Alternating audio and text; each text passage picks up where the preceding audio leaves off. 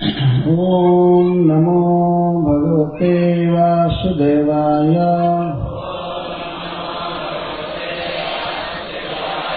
ओम नमो भगवते वासुदेवाय।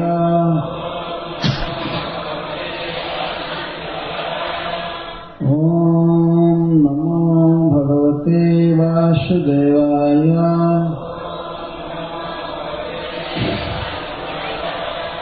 श्रीशुक उवाच एवं वृन्दावनं श्रीमत् कृष्णः प्रीतमना पशून् रेमे संचारयन् अग्रे सरिद्रोधसुसानुगः।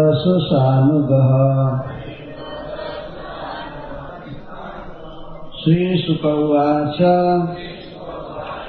श्रील सुखदेव गोस्वामी ने कहा एवं इस प्रकार वृक्ष आदि की प्रशंसा करते हुए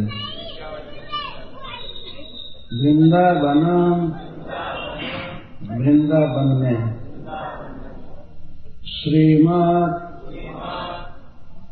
जो अतिशय सुंदर है कृष्ण प्रीतमनः आनंदित मन से पशुओं को संचारयन् चराते हुए रेमे विहार कर रहे थे। अग्र है गिरिराज गोवर्धन जी के सरिता मानसी गंगा रोधसु तटों में सानुगः अपने सखाओं के साथ। श्रील सुखदेव गोस्वामी भगवान श्री कृष्ण के वृंदावन विहार का वर्णन कर रहे हैं तो कहते हैं एवं प्रीतमनः कृष्णः श्रीमद् वृंदावनं पशून् संचारयन् रेमे। ये श्रीमद् शब्द वृंदावन के लिए है और भगवान श्री कृष्ण के लिए भी है। वृंदावन श्रीमत है, श्री से युक्त, सब प्रकार का सौंदर्य फल फूल आदि से युक्त है, वृक्षों से पक्षियों से पशुओं से। और विशेष करके भगवान श्री कृष्ण की उपस्थिति के कारण उसकी शोभा में और उत्कर्ष हो गया है। तो श्री कृष्ण वृंदावन की शोभा को देखकर बहुत प्रसन्न है। प्रीत मना, प्रीत का अर्थ प्रसन्न, मना मन वाला। भगवान का मन बहुत प्रसन्न हो रहा है वृंदावन को देख करके, पक्षियों को, वृक्षों को, भंवरों को और पशुओं को, हरिण आदि को और गौओं को चरा हुआ देख करके उन्हें बहुत प्रसन्नता हो रही है। बहुत प्रसन्न चित्त से वे इस प्रकार वृंदावन में रमण कर रहे हैं। पशुन संचारयन्, पशु को चराते हुए, संचारयन् का अर्थ बहुत अच्छी तरह से चरा रहे थे। विहार तो कर रहे थे तो उनका अपना काम है, लेकिन पशु चराना उनकी ड्यूटी थी, उनका कर्तव्य था। तो भगवान पशुओं को चराते हुए रे में संचारयन् रे में पशु संचारयन् रे में पशु चराते हुए रमण कर रहे थे। तो रमण ही मुख्य है, इसमें भगवान का मन रमा हुआ है। कहाँ चरा रहे थे पशुओं को और कहाँ रमण कर रहे थे? अद्रे है, अद्री के पर्वत के सरित रोधस, पर्वत की जो नदी है, एक वचन में सुखदेव गोस्वामी कह रहे हैं, पर्वत से गिरिराज गोवर्धन जी का बोध हो रहा है। गोवर्धन से एक नदी निकलती है जिसका नाम है मानसी गंगा। झरने तो बहुत निकलते हैं गिरिराज से, लेकिन एक बहुत प्रसिद्ध नदी निकलती है। इसीलिए सुखदेव गोस्वामी कह रहे हैं सरित रोधसु, अद्रेह सरित रोधसु। पर्वत के, गोवर्धन के नदी के तटों पर अपने अनुगामियों के साथ पशु चराते हुए विहार कर रहे हैं।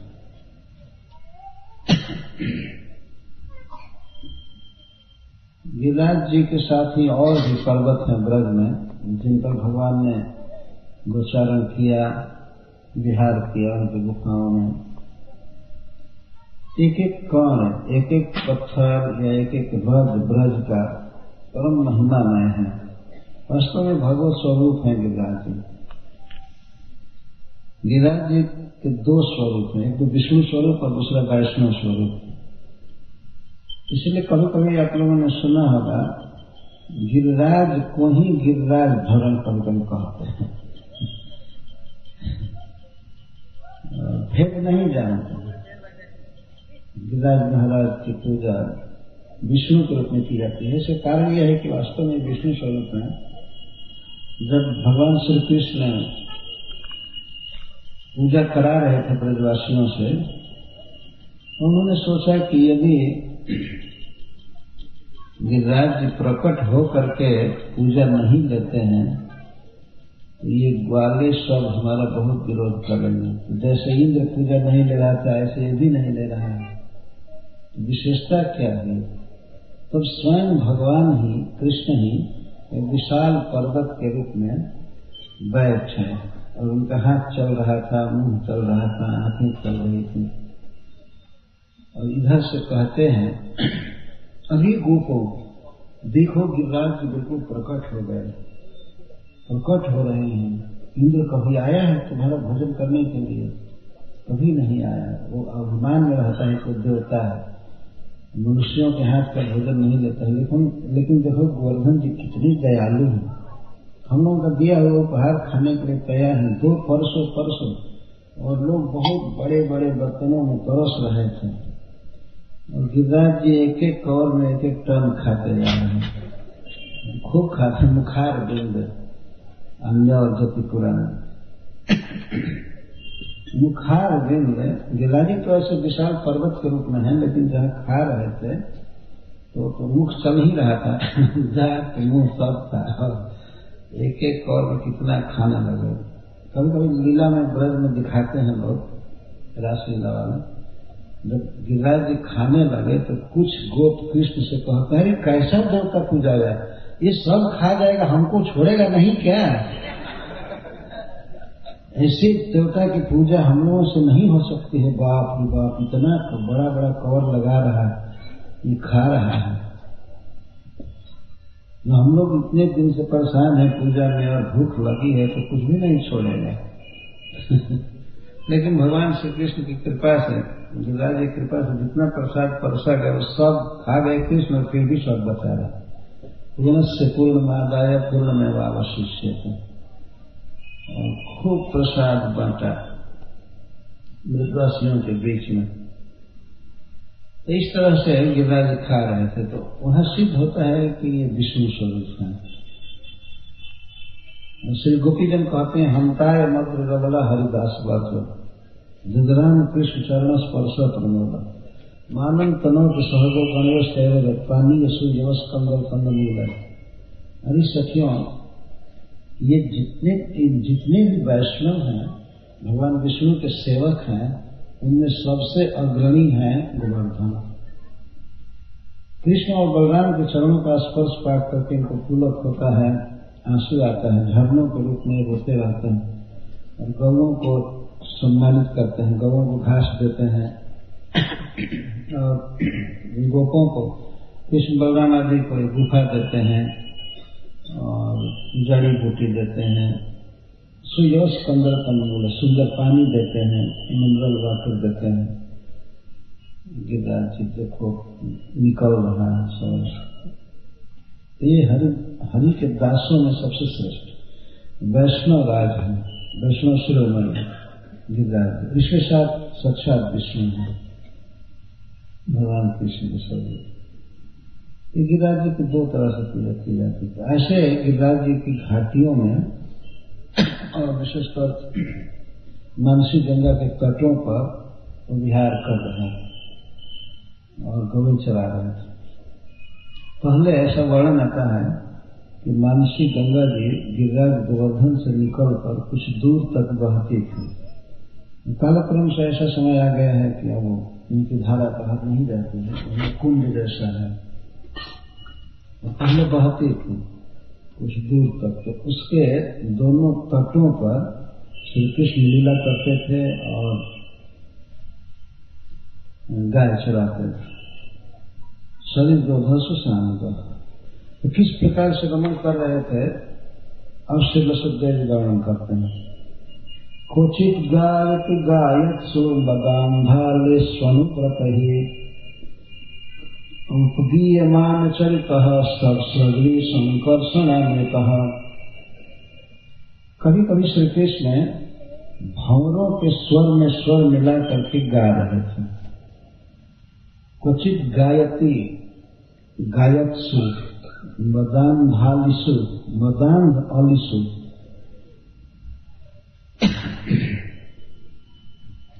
मद से अंधे बने थे अली भंवरे। वृंदावन के फूलों के पराग को पी करके वे बिल्कुल मतवाले थे, मत्त थे। मत्त का अर्थ है बाह्य स्मरण शून्य, केवल कृष्ण भावना में डूबे हुए, कोई बाहरी सुख दुख का अनुसंधान नहीं था। उसको मदान भी कहते हैं। मद का अर्थ सुख, सुख से अंधे थे। भंवरे वृंदावन के दिव्य पुष्पों के सुगंध ले रहे थे और मधु भी ले रहे थे, इसे बहुत प्रसन्न थे। वे बहुत प्रसन्न इसलिए भी थे कि वृंदावन के पुष्पों पर बैठे हैं, जिन पुष्पों को भगवान लेकर के खोजते थे और उन वृक्षों के फूलों के पराग को पी रहे हैं। मदान हैं, विभोर हैं आनंद में, वे गा रहे हैं। गायत्सु अलसु, गा रहे हैं गुनगुन गुनगुन। जैसा भगवान ने पहले कहा था कि ये भंवरे नहीं हैं, ये आपके भक्तों में सबसे मुख्य हैं। श्री बलराम जी से कहा था भगवान। और ये आपका अखिल लोक तीर्थम जसो गायन, ये आपका जस गा रहे हैं, जो आपका जस सभी जीवों के पाप को नष्ट कर देता है, उनको तार देता है। भंवरों को एक पूरे श्लोक में भगवान ने बताया और वृक्षों को, और बाद में एक श्लोक में कई कई चीजों का वर्णन किया, कई कई जीवों का वर्णन किया। 4 श्लोक बोले थे भगवान। तो यहाँ श्री सुखदेव गोस्वामी वर्णन कर रहे हैं कि किस तरह से रमण कर रहे थे, किस तरह से सुख लुट रहे थे भगवान। भंवरों के स्वर के अनुसार वो भी गा रहे थे। अगर भंवरे गाते हैं, भन भन भन भन भन आवाज आती है, तो श्री कृष्ण ही उनकी नकल कर रहे हैं। वो स्वर में स्वर मिलाकर के गा रहे हैं। गायत्सु अलिसु क्वचित गायती, क्योंकि भंवरों के साथ स्वर मिलाकर गाते रहते। ये वृंदावन भगवान का अपना खास निवास स्थान है और यहाँ वे बिना संकोच के और बिना किसी संभ्रम के और बिना किसी ऐश्वर्य प्रकाशन के वे अपने माधुर्य को प्रकट कर रहे हैं, वे गा रहे हैं। एक बच्चा की तरह, जैसे बच्चे गाते हैं, कभी कोयल की बोली का अनुकरण करते हैं, कुहू कुहू, तो कभी बच्चे बोलते हैं, उनके मधुर कंठ से कोयल भी प्रभावित हो जाता है और सोचता है कोई दूसरा कोयल गा रहा है, तो और जोर जोर से गाने लगता है। श्री कृष्ण गाने में जो अनुकरण कर रहे हैं, सबसे अधिक भंवरों का अनुकरण कर रहे हैं।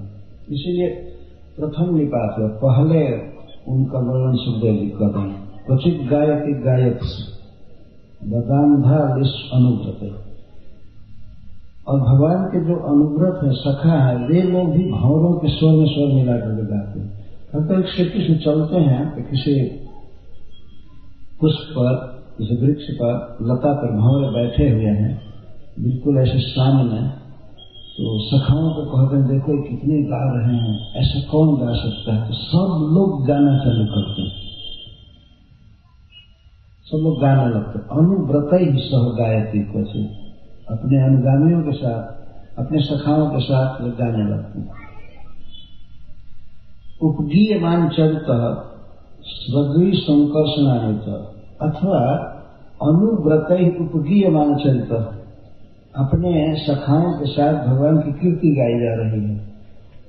सखा सब श्री कृष्ण के बारे में गा रहे हैं और श्री कृष्ण भंवरों की नकल कर रहे हैं।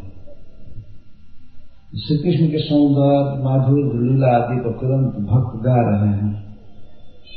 गाना और नाचना यही मुख्य है वृंदावन में, गाना और नाचना। भक्ति में अगर गीत न हो और नृत्य न हो तो उसमें और वेदांत विचार में कोई अंतर नहीं। भगवान को खूब पूजा किया, भगवान की पूजा की जाए, भोग लगाया जाए, शंख बजाया जाए, कभी गान नहीं, कभी नाच नहीं, तो निरस है वास्तव में। स्वयं भगवान ही ऐसे हैं श्री कृष्ण, जो सदा गाते रहते हैं और नाचते रहते हैं। वो चलते हैं तो सीधा साधा नहीं चलते हैं, नाचते हुए चलते हैं और गाते हुए बोलते हैं। किसी को बुलाना भी है तो गान जैसा बुलाते हैं। बांसुरी से काम चलाते सब जगह, कहीं भी किसी को बुलाना है, कुछ कहना है, किसी को गाली देना है बांसुरी में, तो बांसुरी से ही सब काम देते हैं। दे गईले हो श्याम बसुरिया में गारी है, भोजपुरी में गीत गाते हैं। बसुरिया में गारी, मुरबिया में गारी, दे गईले हो श्याम बसुरिया में गारी। किसको क्या गाली दिए, किसको क्या किए, ऐसे किसी की गगरी खोले, कभी कुछ किए, सब गाया जाता है।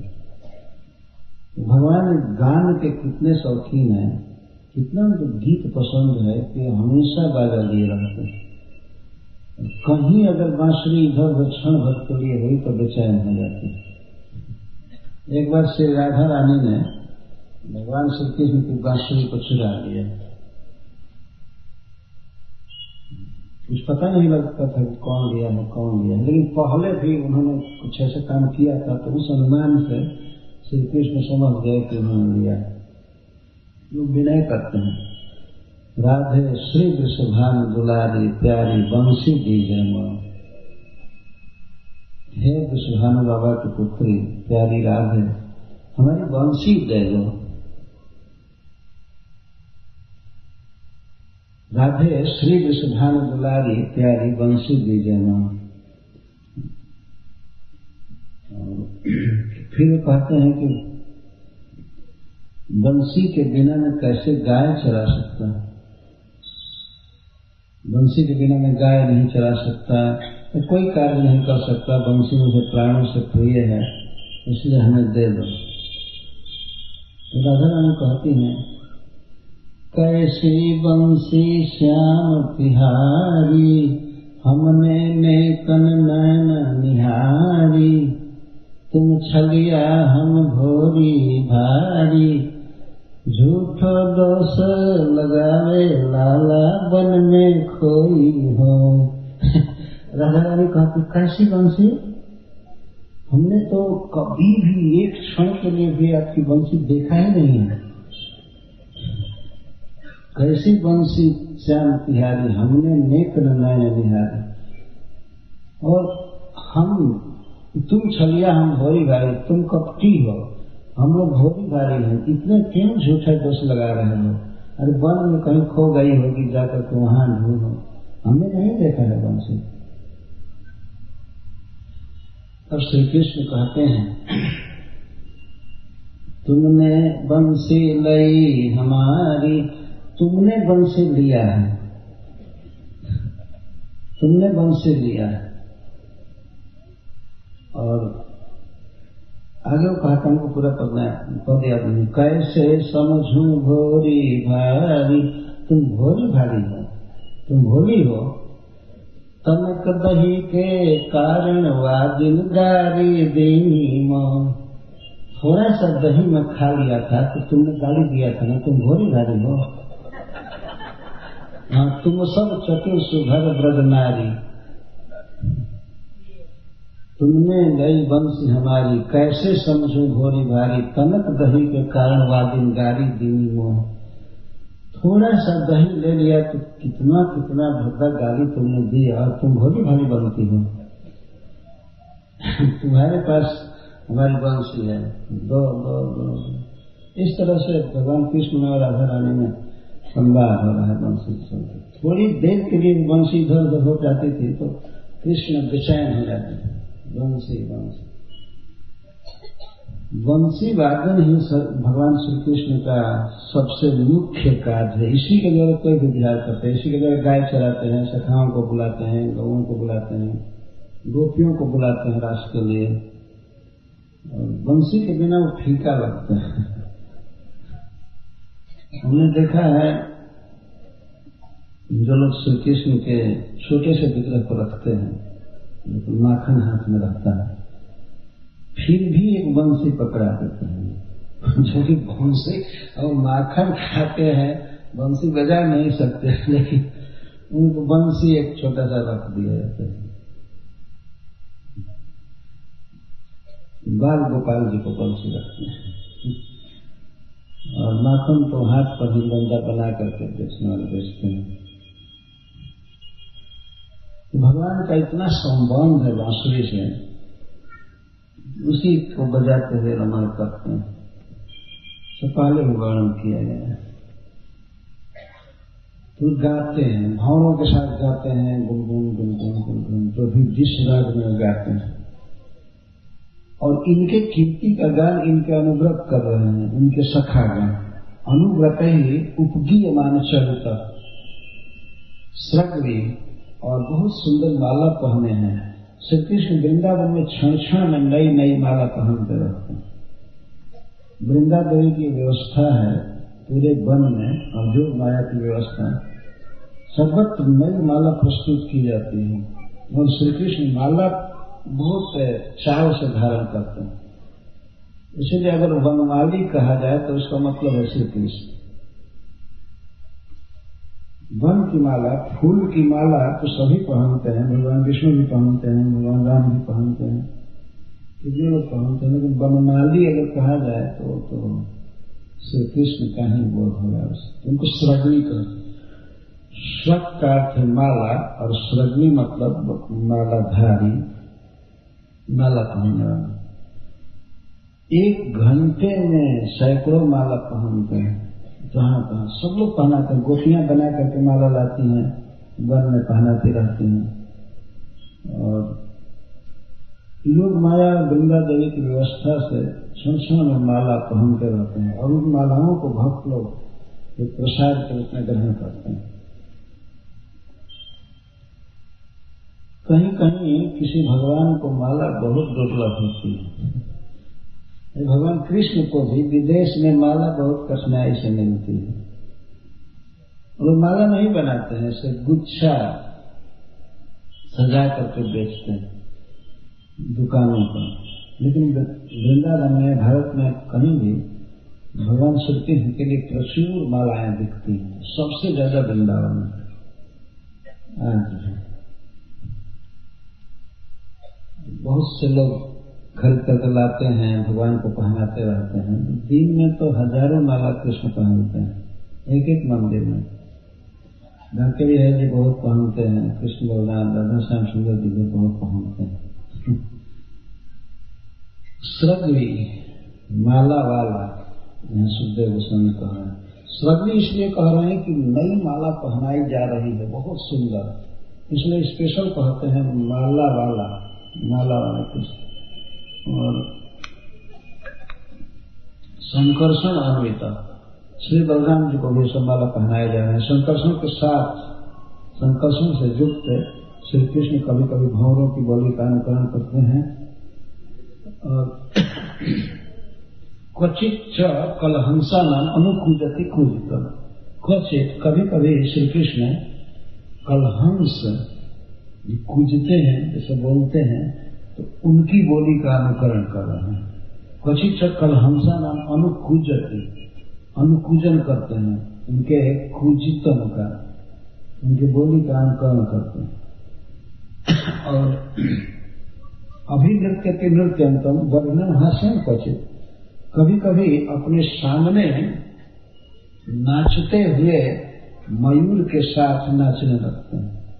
वर्णन हास्यम क्वचित। इतना सुंदर हम नाचते हैं, श्री कृष्ण इतना नाचते हैं कि मोर भी लज्जित हो जाता है। हास्यम, उसकी हंसी उड़ाते हैं। क्या नाचोगे? मानो श्री कृष्ण कहते हैं कि तुम मेरे सामने क्या नाचोगे? हास्यम क्वचित। इतना सुंदर नृत्य करते हैं। नृत्य और गीत में भगवान श्री कृष्ण सर्वोपरि हैं। जब सांप के 101 फण पर भी नाच रहे थे तो ऐसा नाच वास्तव में कोई नहीं कर सकता। नटवर श्री कृष्ण को कहते हैं, नटराज भगवान शिव को कहते हैं। शिव जी भी नाचने में बहुत प्रसिद्ध है, लेकिन उनका नाच इतना भयानक होता है। वो नृत्य स्पेशल प्रलय के समय करते हैं। प्रलय के समय नाच करता है। भागवत में लिखा गया कि जो 4 हाथी हैं इस विश्व की रक्षा करने के लिए, बैलेंस बनाने के लिए ब्रह्मा जी ने रखा है, जिनको दिग्गज कहते हैं। उन 4 हाथियों को भगवान शिव अपने त्रिशूल में से पिरोलते हैं, खोप करके प्रलय के समय उसको मारते हैं। वो भी एक ही त्रिशूल में 4 को खोप लेते और उन 4 को उठा करके और तांडव नृत्य करते।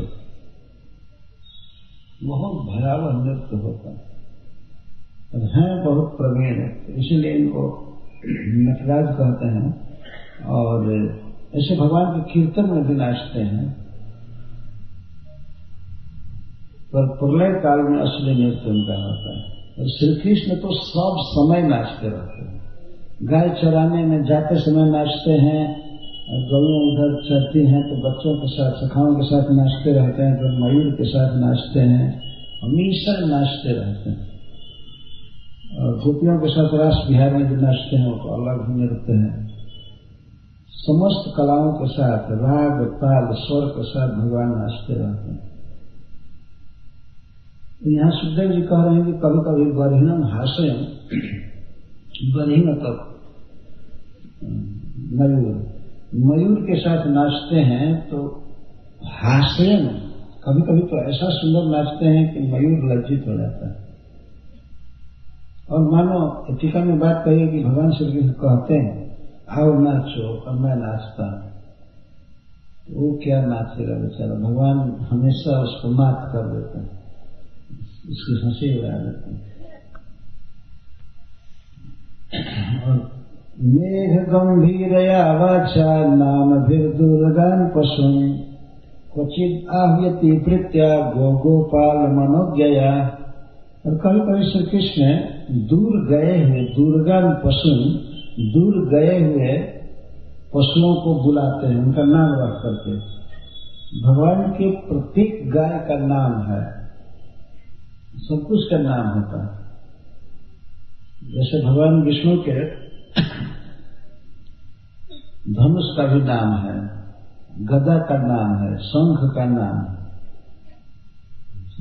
जैसे शंख का नाम है पांचजन्य, गदा का नाम है कौमोदती, और धनुष का नाम है साल धनुष। सब चीज का नाम है।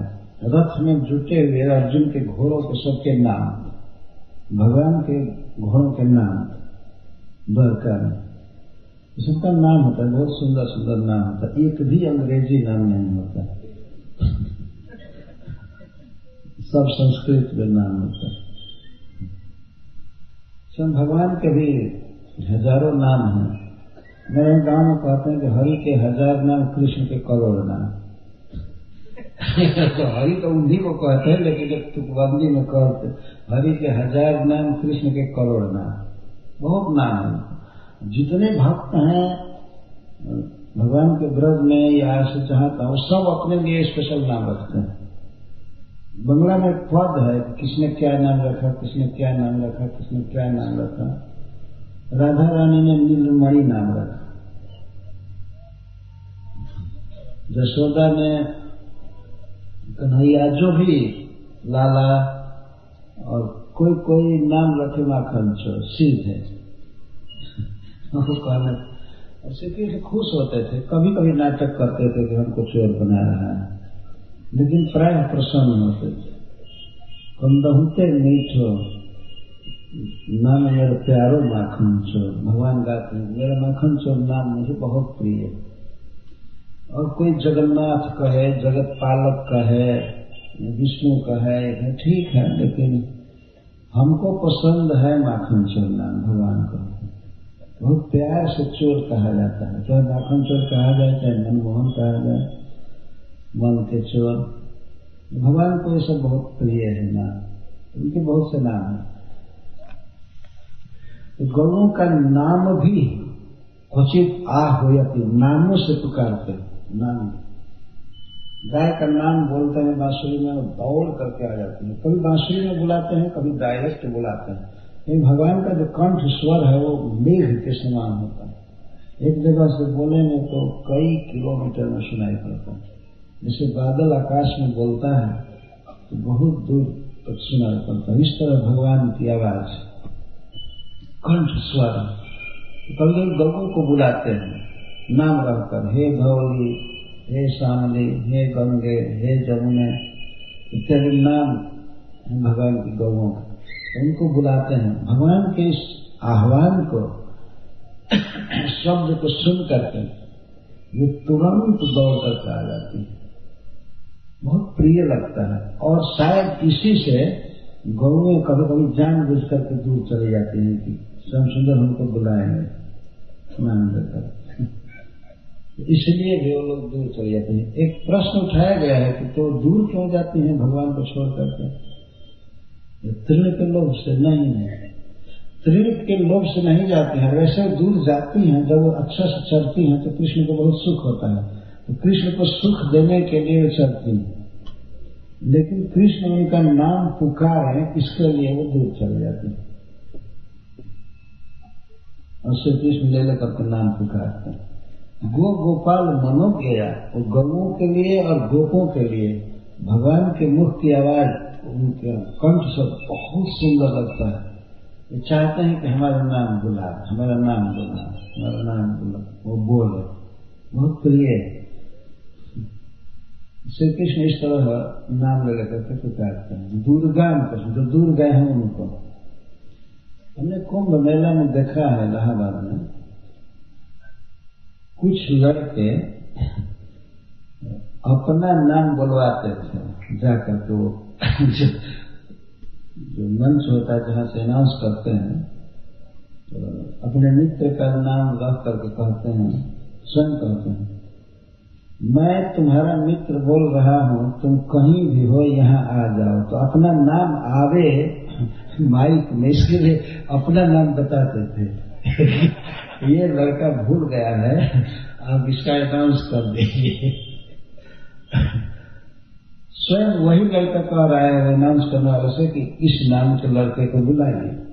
जब उसका नाम बोला जाता है मेला में तो बहुत खुश होता है, लेकिन हमारा नाम बोला जाता है। तो सामान्य मित्र के द्वारा भी या अनाउंस करने वाले मेला अधिकारी के द्वारा, कर्मचारी के द्वारा भी कोई अपने नाम को सुनकर प्रसन्न होता है, तो साक्षात आनंद घन भगवान किसी को नाम लेकर के बोला, उसको कितना अच्छा लगता है। तो बार बार बुलाते हैं, बार बार दोनों जानबूझ करके ठीक करती हैं कि दूर चले जाते हैं। कृष्ण उनको पुकारते हैं। तो भगवान का पुकारना गो गोपाल मनोज गया, गौओं और गोपालों के लिए बहुत मधुर लगता है, मनोहर लगता है। चकोर क्रंच चक्राव भारद्वाजंस बर्हिरः अनुरव कृष्ण सत्वानां भीतव्याघ्र सिंहयः। और कभी कभी श्री कृष्ण क्या लीला करते हैं, जैसे पक्षी उच्च स्वर से बोलते हैं, कोई चकोर, क्रंच और चक्रा और भारद्वाज, ये पक्षी का नाम है। तो ये कभी कभी उच्च स्वर से बोलते हैं, तो श्री कृष्ण भी कभी कभी उच्च स्वर से उनके जैसे बोलते हैं। और कभी कभी भीतवत डर जाते हैं। व्याघ्र सिंह है, बाघ और सिंह की आवाज सुनते हैं तो डर जाते हैं। तो जीवों के बीच में जैसे बहुत से जीव हैं तो उनमें बाघ और सिंह है, तो जीवों के बीच बाघ और सिंह के बोलने पर जैसे और जीव डर जाते हैं, वैसे भगवान भयभीत हो जाते थे। जब कोई सिंह गरजता था तो भयभीत हो जाते थे। वृंदावन में भगवान को सुख देने के लिए ही भक्त जन ही सिंह का रूप धारण कर लेते हैं। जो इच्छा में शरीर होता है, यह भी एक आनंद है।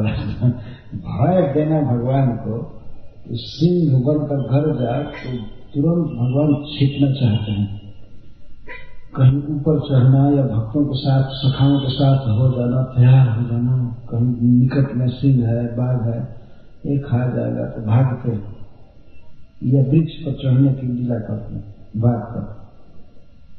अथवा अन्य सत्व अन्य प्राणी जब भागते हैं बाघ और सिंह के आवाज से, वे जैसे भागते हैं हरिण वगैरह, तो उस तरह से कृष्ण और बलराम भी अपने सखाओं के साथ भागते हैं, भागो भागो भागो दूर चले गए। इतना दिखाते हैं, दिखाते क्या है, भगवान को सचमुच भय हो जाता है, कोई नाटक नहीं है। यह भी भगवान की योग माया का चमत्कार है कि भगवान में भय का संचार होता है, जैसे मां यशोदा से भय होता है।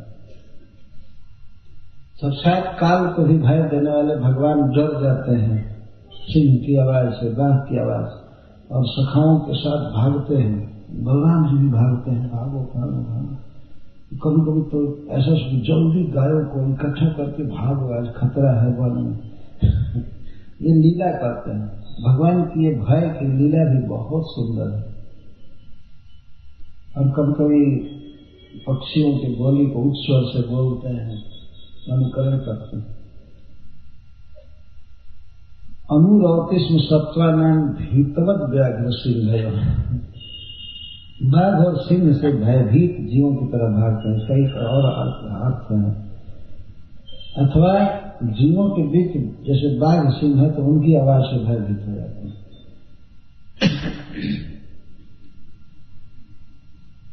गाय चराने वाले बच्चे या कोई भी व्यक्ति वन में कुछ भयभीत होते रहते हैं। बाघ गरज रहा है तो किसी गाय को पकड़ सकता है, तो हमको भी पकड़ सकता है। अगर इधर गरज रहा है तो गौओं को हटा कर उस दिशा में भागते, इधर चलो उधर चलो। तो भगवान को सुख देने के लिए ही वृंदावन के सारे जीव हैं।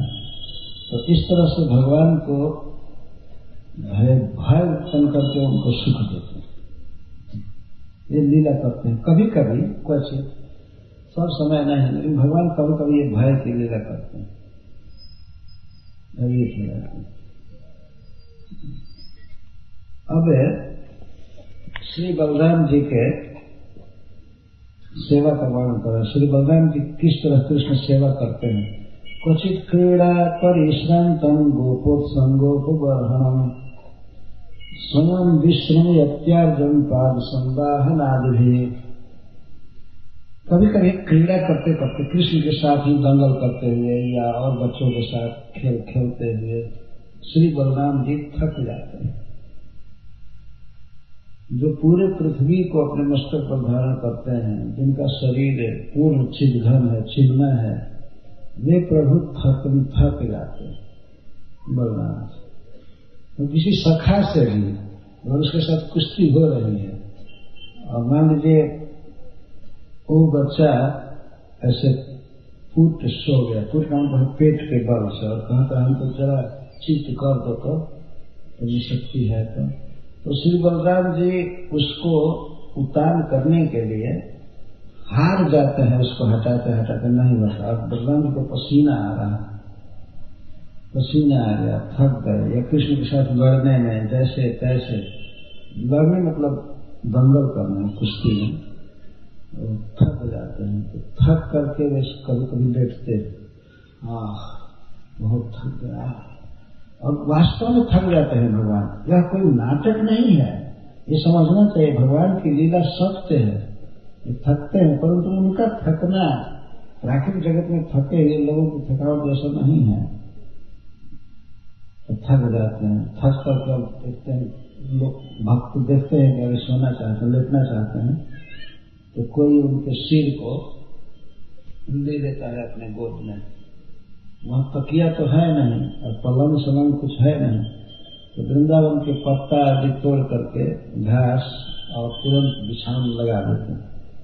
श्री भगवान लगाते हैं, श्री बलराम जी के लिए तो लगा करके कोई भक्त बैठता है, गोद में ले लेता है उनके सिर को धीरे धीरे सहना।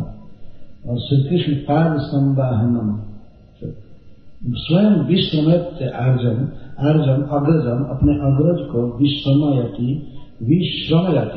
विगत श्रम करते हैं, उनकी थकावट दूर करते हैं। कैसे दूर करते हैं? पाद संवाहन आदि। भगवान श्री कृष्ण अपने अग्रज श्री बलराम जी के पाद संवाहन आदि करते हैं, चरण दबाते हैं, पंखा झोलते हैं, पानी पिलाते हैं, गीत गाते हैं उनके लिए। कई प्रकार से श्री बलराम जी का परिश्रम दूर करते हैं, थकावट दूर करते हैं। यह भगवान की लीला की सुंदरता। यदि भगवान की हमेशा सेवा की जाए तो ठीक है, अच्छा है, लेकिन भगवान भी चाहते हैं कि हम सेवा करें अपने भक्तों की, तो श्री बलराम जी की सेवा कर रहे हैं। स्वयं विश्रमयति, स्वयं का अर्थ है, इसके दो अर्थ हैं कि अन्य किसी को सेवा के लिए नहीं कहते हैं, स्वयं करने लगते हैं, अथवा श्री बलराम जी कभी कहते नहीं है कि कृष्ण हमारे पैर दबाओ सेवा करो, और स्वयं करते। और वास्तव में कहने पर कोई सेवा करे तो उस सेवा में कोई रस नहीं रहता है ना। कोई शाम को थका मांगा हो, कहे चरण दबाओ चरण दबाओ, कितना देर दबाएगा। सागर में एक लड़का है, उसके पिता ने कहा कि हमारे चरण दबाओ, तो वो जानबूझ करके अपनी अंगुली उनके घुटने में गड़ाने लगा। तो बस हो गया, तुमको आता नहीं है। गीत गायब न दरबार धके जाए। कथा कहते हैं, कहावत है कि अच्छा गीत नहीं गाऊंगा तो मैं राजा के यहाँ पकड़ करके नहीं जाऊंगा। अगर कोई अच्छा गाएगा तो राज कर्मचारी उसको पकड़ कर ले जाएंगे और कहेंगे राजा के लिए गाओ। तो कहा था कि नीक गीत गायब न दरबार धके जाए, न मैं अच्छा गाऊंगा न दरबार में हमको कोई पकड़ कर ले जाएगा। वास्तव में इसमें कोई रस है ही नहीं है। कोई किसी को कहे कि चलो चरण दबाओ सेवा करो तो ठीक बेकार है। अपने आप ही कोई चरण दबावे प्रेम से तो उसमें रस आता है, व्यक्ति की थकावट तुरंत चली जाती है, उस स्नेह से थकावट चली जाती है, श्रद्धा से। तो श्री कृष्ण स्वयं बलराम जी की सेवा करते हैं, कभी बलराम जी कहे नहीं। पाद संवाहन, जिसमें सबसे ज्यादा पहला है पाद संवाहन, चरण दबाना धीरे धीरे धीरे। पाद संवाहन सेवा में सबसे श्रेष्ठ सेवा यही। श्री जी भगवान नारायण की हमेशा सेवा करते होते हैं, चरण दबाते होते हैं, उनको इसमें रस आता है। और भगवान बार बार कहते रहते हैं ठीक है हो गया, फिर भी उनको इतना रस आता है भगवान की सेवा में कि वो करते रहते हैं। भगवान अपने भक्तों की सेवा करते हैं। जैसे रामायण वर्णन है कि श्री राम और लक्ष्मण जी विश्वामित्र जी की सेवा करते थे। कहत कथा इतिहास पुरानी रुचि भजन जुग जान सुरानी। मुनि के साथ रह रहे थे जनकपुर में, तो कथा कहते सुनते आधी रात बीत गई। आजकल के लोगों का भी तो आधी रात हो ही जाता है, लेकिन टीवी सीवी देखने में बिना मतलब के। ये भगवान की कथा आदि सुनने में कहाँ टाइम दिखता है, बहुत कम दिखता है। ये भगवान श्री राम लीला करके शिक्षा दे रहे। कहत कथा इतिहास पुरानी, इतिहास महाभारत और भागवत आदि की कथा सुनते कहते आधी रात बीतते।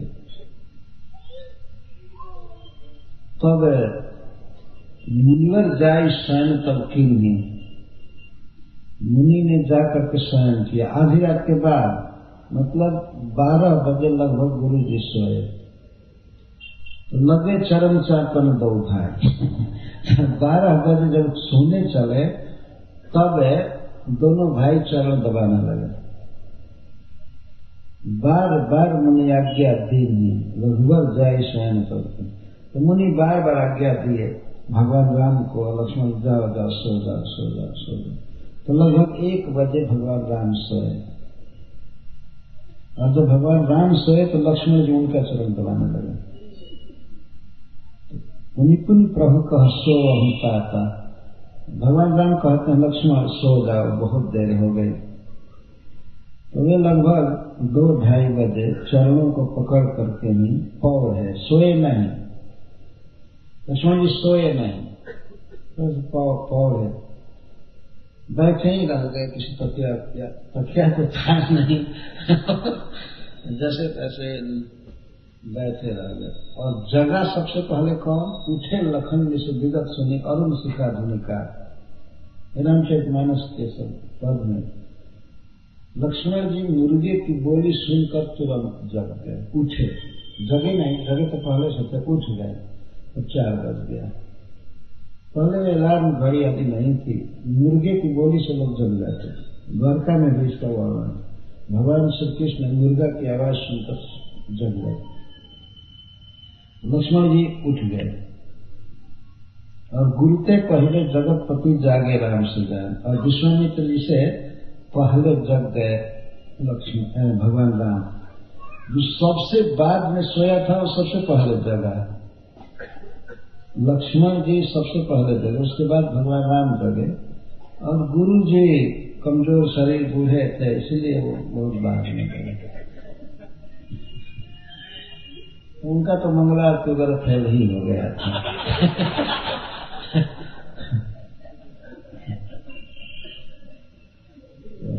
इस तरह से क्रम है। आधी रात तक कथा चली, कथा के बाद सोए, और सभी जो भी जगना था 4 बजे से जग गए। गुरुते पहले जगतपति जागे राम से जाए, गुरु से पहले जगे। इसी से मेरा कर्तव्य है कि हमेशा पहले जागे। गुरु की सेवा करनी चाहिए, पानी रखना और भी तो जरूरी है। धर्म सीखना चाहिए प्रत्येक व्यक्ति को। लेकिन आजकल के शिष्य ऐसे हैं कि गुरु जी सारे प्रोग्राम में हैं, वो मस्ती से 8 बजे नहाते हैं और आकर के एक दंडवत मार लिए, बस पूरा 9-10 भक्ति हो गई।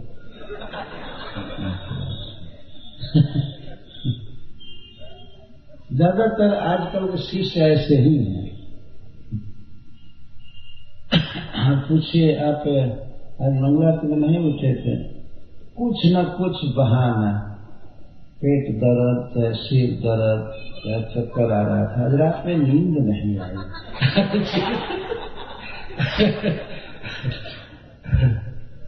इस तरह से बोलते हैं।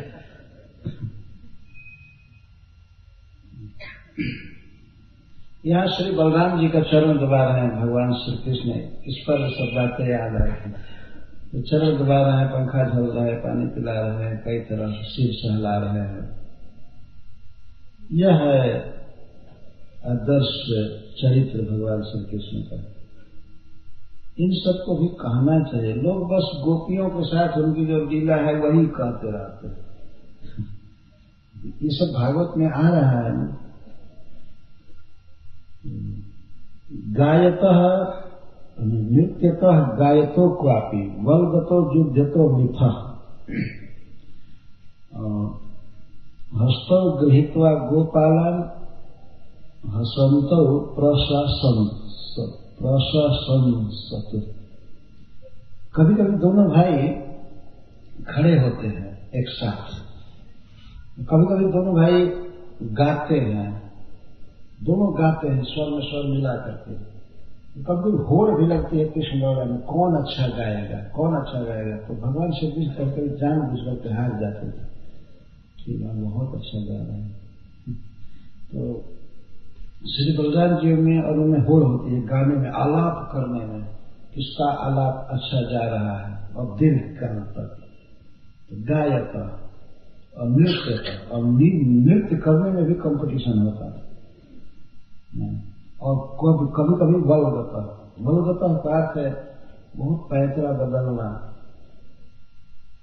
तिथि चाल से चलना, लीला करना और युद्ध होता। कभी दोनों युद्ध करते थे। युद्ध कई तरह से करते थे। कुछ सखाओं को इधर बांटते थे बलराम जी, कुछ को कृष्ण, और कहते थे हम उस राजा पर आक्रमण करेंगे, उसका राज्य जीतेंगे। तो खूब हाथ में तलवार जैसा या धनुष जैसा के पत्ता को ही ले लेते थे और तलवार का नाटक करते थे। इतना युद्ध करना है उधर से 10-20 सखा, इधर से 10-20, और युद्ध मचता था। केवल फूल से और पत्ता से युद्ध करते थे। करने में युद्ध तो करते थे, नकली युद्ध करते थे, लेकिन थकावट तो हो ही जाती थी। तो कभी युद्ध करते थे, कभी पैसे बदलते थे, कभी गाते थे, कभी नाचते थे स्वयं, और गोप सखा सब देखते रहते थे घेरा बनाकर दोनों भाइयों के इस प्रतियोगिता को, और वो ताली बजाते थे, हाँ, खूब अच्छा। कितना दिव्य दृश्य है। भगवान साक्षात नाच रहे हैं, गा रहे हैं, और गोप सखा सब ताली बजा रहे हैं, वो भी गा रहे हैं, और बीच बीच में खूब अपने वस्त्र उड़ाते हैं। आजकल के लोग थर्ड क्लास के लोगों को ही टीवी पर देख करके हर्ष या विषाद करते रहते। खेल कूद देखते हैं, किसका खेल कूद देखते हैं? जिनको कभी देखना नहीं चाहिए उनको देखते रहते। भगवान खेल कूद कर रहे हैं, उसको कम से कम आप देख नहीं सकते तो पढ़ सकते हैं, और सुनेंगे तो ऐसा लगेगा कि आप देख रहे हैं भगवान कृष्ण बलराम की लीला।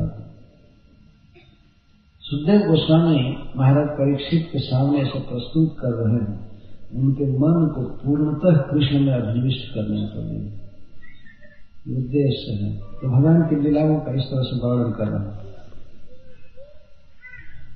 कभी कभी हसंत गोपों को हंसाते हैं, अथवा गोप जब नाचते हैं गाते हैं तो उनको हसंत करते, उनका तिरस्कार से करते हुए, अरे क्या तुम नाचोगे, यह भी प्रेम से अच्छा होता है। कभी हसंत और प्रशंसक, कभी प्रशंसा करते थे। प्रशंसा करने में और हंसी कैसे कृष्ण उड़ाते थे, या ये मित्र तुम ऐसा गा रहे हो कि ऐसा तो चित्रवत गंधर्व भी नहीं गा सकते, या विश्वावसु भी नहीं गाएंगे, या उपवरण भी नहीं गाएगा, जो भी हो ऐसे वो बोलते थे। और जब पहलवानी में वो बच्चे कूदते थे कृष्ण के साथ या बलराम जी के साथ,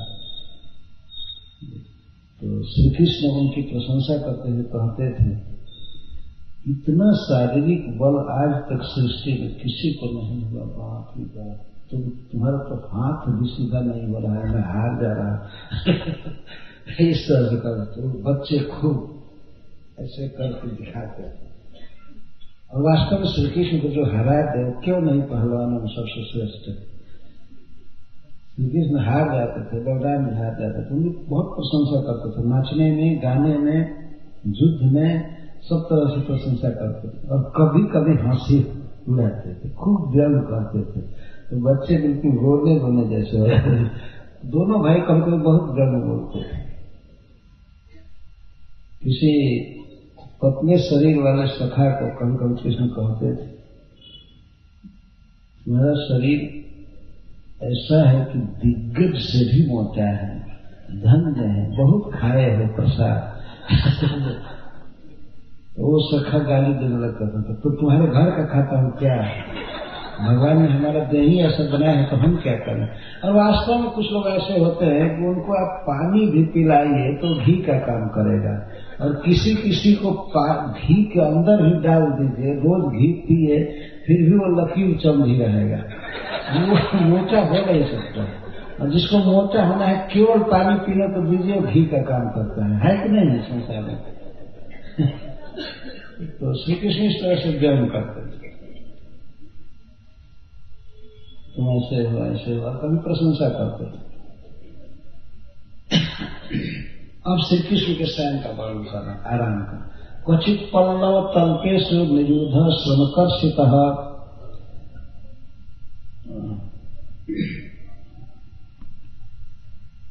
क्वचित पल्लव तल्पेषु निरूढ़ श्रमकर्षितः वृक्ष मूलाश्रय आश्रयते गोपोत्संगोपवर्णा। कभी कभी श्री कृष्ण युद्ध करते करते थक जाते थे। खेल कूद भी एक युद्ध ही है वास्तव में। एक क्रिकेट का मैच होता है तो लगता है कि पूरा देश उसमें भाग ले रहा है और कितना प्रभावित होता है। एक छोटे से बल्ब के इधर उधर होने से हाय हाय करने लगता है और दूसरा दल आहा आहा करने लगता है। क्या हो रहा है, लेकिन भावना ऐसी है पूरा देश ही हार जा रहा है और पूरा देश जीत रहा है। इस तरह अपने जीवन को बर्बाद करते हैं लोग देखने वाले वास्तव में। अरे देखना है स्पोर्ट्स खेल को तो श्री कृष्ण का देखना चाहिए। भागवत में सब दिया गया लिखा हुआ है। तो भगवान युद्ध करते करते खेल करते करते थक जाते हैं। जब थकते हैं उनके लक्षण को गोप सखा जो जान लेते हैं कि कृष्ण थका हुआ है तो वे बहुत सी सज्जा लगाने लगते हैं। हमारे सज्जा पर कृष्ण विश्राम करेंगे, हमारे सज्जा पर। और सज्जा का वृंदावन के पत्तों को तोड़ करके, फूल को तोड़कर और कुछ कोमल कोमल घास को लाकर तुरंत सज्जा बनाते हैं। कुछ पल्लव तल पेशु, पल्लव तल पत्तों के तल्प पर, बेड पर श्री कृष्ण को सुलाते हैं। बहुवचन में इसका अर्थ है कि दो चार बच्चे मिल करके एक बेड लगाते हैं तो उधर दो चार एक लगाते हैं और श्री कृष्ण सभी बेड पर सोते हैं, सभी सज्जा पर सोते हैं। और दूसरे बच्चों को पता नहीं है कि उधर भी कई सज्जाओं पर सोया हुआ है। भगवान इस तरह अपना ऐश्वर्य प्रकाशित करते हैं, सबकी रुचि रखते हैं। कृष्ण में सामर्थ्य है तो बहुत सी सज्जाओं पर उसको विश्राम करते हैं जो पल्लव के बनाए हुए नए नए पत्तों के की सज्जाएं बनाई गई तो सोते हैं। और किसी गोप के गोद में अपने सिर को रख करके सोते हैं, विश्राम करते हैं। दिन के समय सो नहीं जाते हैं, इस तरह थकावट दूर करते हैं। पाद संवाहनम चक्रो के चित्तस्य महात्मा। कोई महाभाग्यवान सखा भगवान श्री कृष्ण का पाद संवाहन करता है, चरण दबाते हैं। पाद संवाहनम चक्रो के चित्तस्य महात्मा। अपरे हत पात्मानो वेदना समझी जाए। कोई चरण दबाते हैं अलग अलग सज्जाओं पर। 4-5 सेवा कर रहे हैं तो कोई सखा चरण दबाते हैं। कम से कम 2 या 4 सखा चरण दबाते हैं। चरणों में कोई ऊपर का भाग दबाता है, कोई नीचे का। एक चरण में तो 2 लगेंगे और दूसरे चरण में 2, 4। कोई बाह दबाता है भगवान की, कोई सिर सहलाता है और कोई व्यजना ही समझ दीजिए। कोई पंखा से हवा करता है और पंखा कहाँ, कोई इलेक्ट्रिक फैन नहीं है वहां। वृंदावन के पत्तों का पंखा बना रहता है। तुरंत तोड़ते हैं वृक्ष के पत्ते को और पंखा करने लगते हैं। सबके लिए हत पात्मा शब्द का प्रयोग किया गया। हत पात्मा जिनका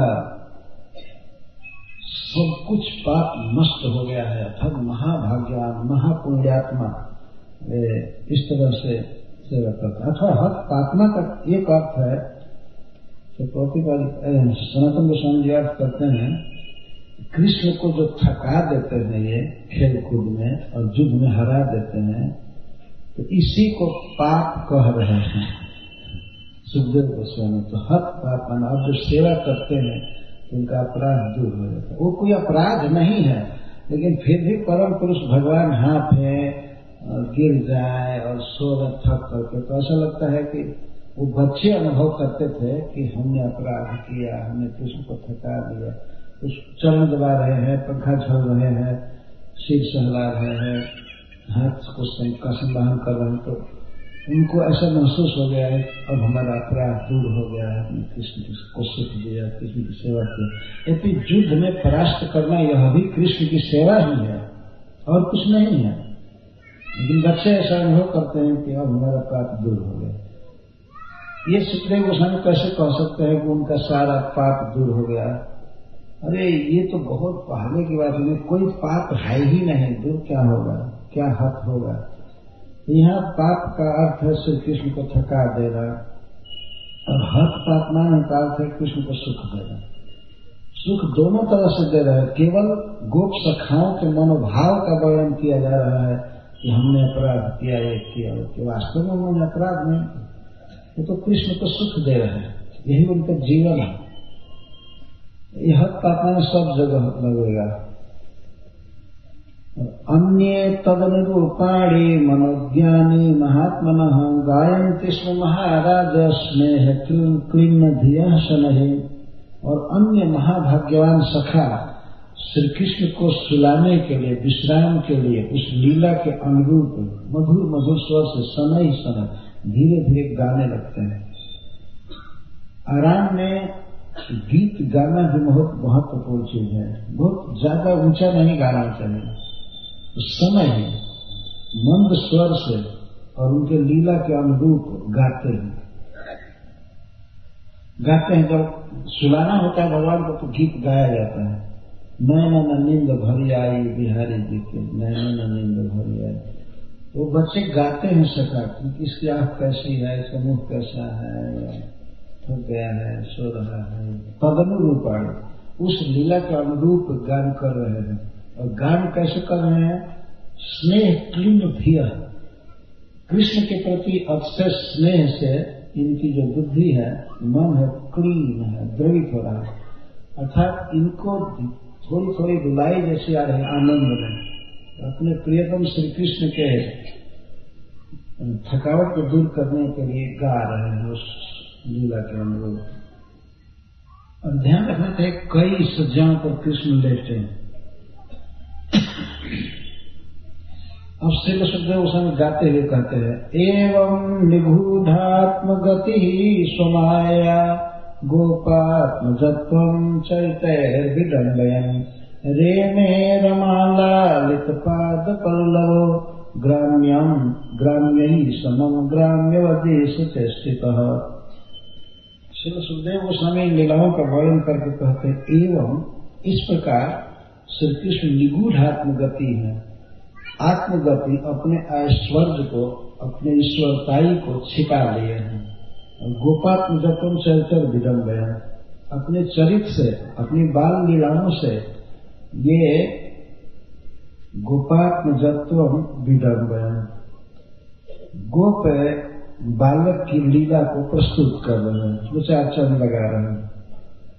भगवान को देखने वाला यही सोचेगा कि ये सचमुच एक गोप के पुत्र हैं। अपना ऐश्वर्य छिपा करके स्व माया, अपनी योग माया से, अपनी स्वरूप शक्ति से अपने प्रभाव को, तेज को और ईश्वरताई को छिपा लिए और केवल प्रस्तुत कर रहे हैं कि मैं नंद महाराज का पुत्र हूं। गोपात्म जत्वम, गोपात्मज, गोप नंद महाराज और आत्मज तस्य भाव, गोपात्म जत्व, गोप बालकत्व को ही प्रकट कर रहे हैं अपने चरित्र से। विडम्बयन्, ड और ल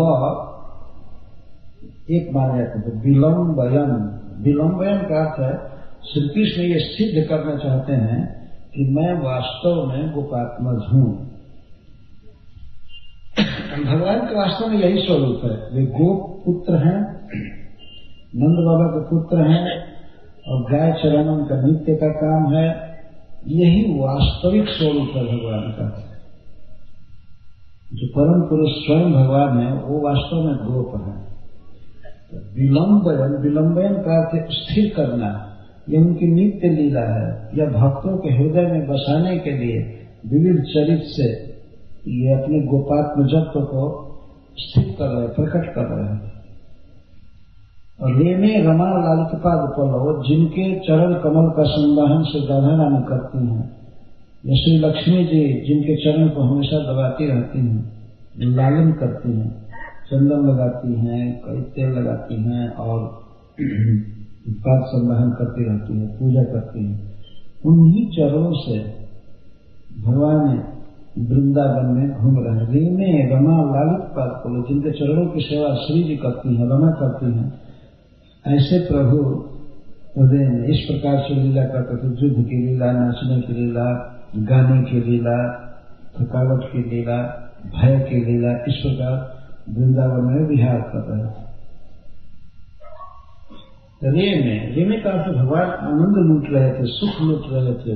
वृंदावन उनको भी सुख देता है, सुख धन भगवान को भी सुख देता है। रेमे रमा लालित पाद पल्लव, ग्रामीण समम, ग्रामीण मतलब गांव में रहने वाले बिल्कुल मटेरियलिस्टिक लोगों की तरह, विषयी लोगों की तरह भगवान रह रहे हैं। गोपात में जब तुम ग्रामीण का अर्थ गवार, न समझ, बिना पढ़ा लिखा आदमी, गाय बकरी चलाने वाला, और बच्चों के साथ भी ऐसी ऐसी लीला करते थे। ग्राम्य समम, ग्राम्यवत इष्ट, ग्राम्य बालकों के साथ बिल्कुल ग्राम्य बालक की तरह लीला कर रहे थे। पर इस चेष्टित कभी कभी वे दिखाते थे, ईश्वर की चेष्टा करते थे, कभी कभी प्रकट करते थे।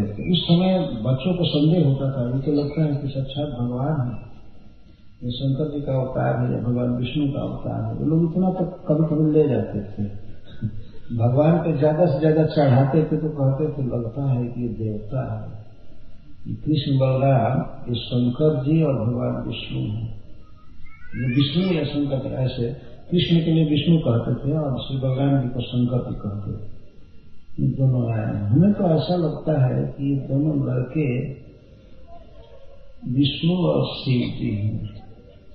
ज्यादा बढ़ाए तो देवता तक बढ़ाते हैं, वो भी थोड़े देर के लिए, बाद में तो सोचते नहीं कुछ नहीं है, ये तो हमारा सखा है, हमारा जूठा छीन करके खाता है। कल ही तो हम इसको पटक दिए थे बंगाल में, या हरा दिए थे, हमको कंधे पर लेकर के ढोया था, घोड़ा बना था। ये कैसे भगवान हो सकते? शिव जी नहीं, ये विष्णु भगवान नहीं। इस तरह से अस्थिर यही सिद्धांत करते थे। भगवान अपने ऐश्वर्य को छिपा करके लीला कर रहे थे, पर कभी कभी इस चेष्टितः कभी कभी ऐश्वर्य प्रकट करते थे। यहाँ पर श्रील सुखदेव गोस्वामी अब ऐश्वर्य की लीला कर रहे हैं। गोपात में जब गोप बालक की लीला कह करके अब कैसे कृष्ण ईश्वर की लीला करते हैं, ऐश्वर्य प्रकट करते, इसको कह रहे हैं। श्रीदामा नाम गोपालो राम केशवयो सखा, शुगल स्तोक कृष्णाद्या गोपा प्रेमेदम अब्रुवन। भगवान श्री कृष्ण और श्री बलराम जी के बहुत प्रिय सखा और भी थे। एक का नाम था श्रीदाम, नाम है ऐसा कहें क्योंकि भगवान की नित्य लीला में भगवान के सखा हैं। तो श्रीदाम ये राधा रानी के भाई हैं खास। श्रीदाम नाम के गोपाल और सुबल तथा स्तोक कृष्ण और भी कुछ सखा जैसे अर्जुन, ऋषभ, तेजस्वी आदि, वे सब आए श्री कृष्ण के पास और बलराम जी के पास और आकर के प्रेमड़ा इदम अब्रुवन, प्रेम से आकर के यह बोल रहे हैं, प्रेम से बोल रहे हैं। ध्यान रखना चाहिए कि जो कुछ कह रहे हैं कृष्ण से, कृष्ण को सुख देने के लिए, कृष्ण का नाम बढ़ाने के लिए वे कह रहे हैं। अपने सुख की वासना नहीं है सखाओं में, प्रेम शब्द बता रहे हैं। प्रेमड़ा इदम अब्रुवन, प्रेम से यह बात कहे कृष्ण बलराम। क्या कहे? राम राम महाबाहो कृष्ण दुष्ट निबर्हण, इतो अविदूरे महत् बनम तालाल संकुलम। आकर के सबसे पहले बलराम जी को संबोधित किए, हे राम, बलराम जी को राम कहते हैं। हे राम सुनो, मतलब बलराम जी का ध्यान आकृष्ट करने के लिए 2 बार भिक्षा प्रयोग करते हैं। सुनो हमारी बात को। हे राम महाबाहो, तुम्हारी बाहें बहुत बलवान है, अर्थात तुम बहुत बड़े वीर हो, तुम वीरता का काम करना है, इसलिए संबोधन कर रहे हैं महाबाह। और श्री कृष्ण को कहते हैं दुष्ट निबर्हण, दुष्टों की सफाई करने वाले कृष्ण। अथवा दोनों के लिए दोनों शब्द हो सकता है, महावीर कृष्ण के लिए और दुष्ट निवारण कृष्ण के लिए, और बलराम जी के लिए भी महाबाहो और दुष्ट निवारण। हे कृष्ण, तुम सदा दुष्टों का नाश करते हो, और हे बलराम, तुम्हारी बहुत सुंदर बलवान भुजाएं हैं, तुम्हें बहुत पराक्रम है। ये कहकर के कहते हैं। यहां से थोड़ी ही दूर पर, और भी दूर है, बहुत ज्यादा दूर नहीं, थोड़ी ही दूर पर एक वन है, जो वन ताल वृक्षों की श्रेणियों से भरा है। ऐसा वन है जिसमें ताल के बहुत वृक्ष हैं। ये बच्चे कहने लगे अकस्मात, और कह रहे हैं कृष्ण और बलराम को सुख देने के लिए और उनका जश बढ़ाने के लिए। तो यहाँ से थोड़ी दूर पर एक वन है जिसमें ताल के वृक्ष बहुत हैं, अर्थात ताल वन। यह ताल वन आज भी है। वृक्ष सब नहीं है उस तरह से, लेकिन स्थान को ताल वन कहते हैं। तो बच्चे उस समय गाय कहाँ चला रहे थे, आपने सुना कि मानसी गंगा जी के तट पर गोवर्धन की घाटी में चला रहे थे गाय। वहीं पर बच्चे जुट करके कहे, तो वहां से 1 योजन दूर पड़ता है पूर्व दिशा में ताल वन, 4 कोस की दूरी पर। 1 योजन का 4 कोस होता है, मतलब 8 माइल। और मथुरा से भी वो उतनी ही दूर पर है ताल वन, वो भी 1 योजन है। ठीक बीच में ताल वन पड़ता है, गोवर्धन जी और मथुरा जी के बीच में। तो बच्चे कह रहे हैं कि यहां से बहुत दूर नहीं है ताल वन। कहना क्या चाहते हैं, ऐसे आकर के भूमिका बना रहे हैं। इनके गिरता का वर्णन करके कहते हैं यहाँ से एक थोड़ी ही दूर पर एक वन है जहाँ ताल वृक्ष बहुत भरे पड़े हैं। तो भगवान कृष्ण सुनने लगे, बहुत स्नेह से सुन रहे थे, उपेक्षा नहीं करते हैं कभी भगवान अपने सखाओं की बात। बलराम जी बहुत प्रेम से सुनने लगे। तब बहुत ताल के वृक्ष हैं, वन है, तो क्या कहना है? तब कहते फलानी तत्र भूरिणी पतंती पतितानि च,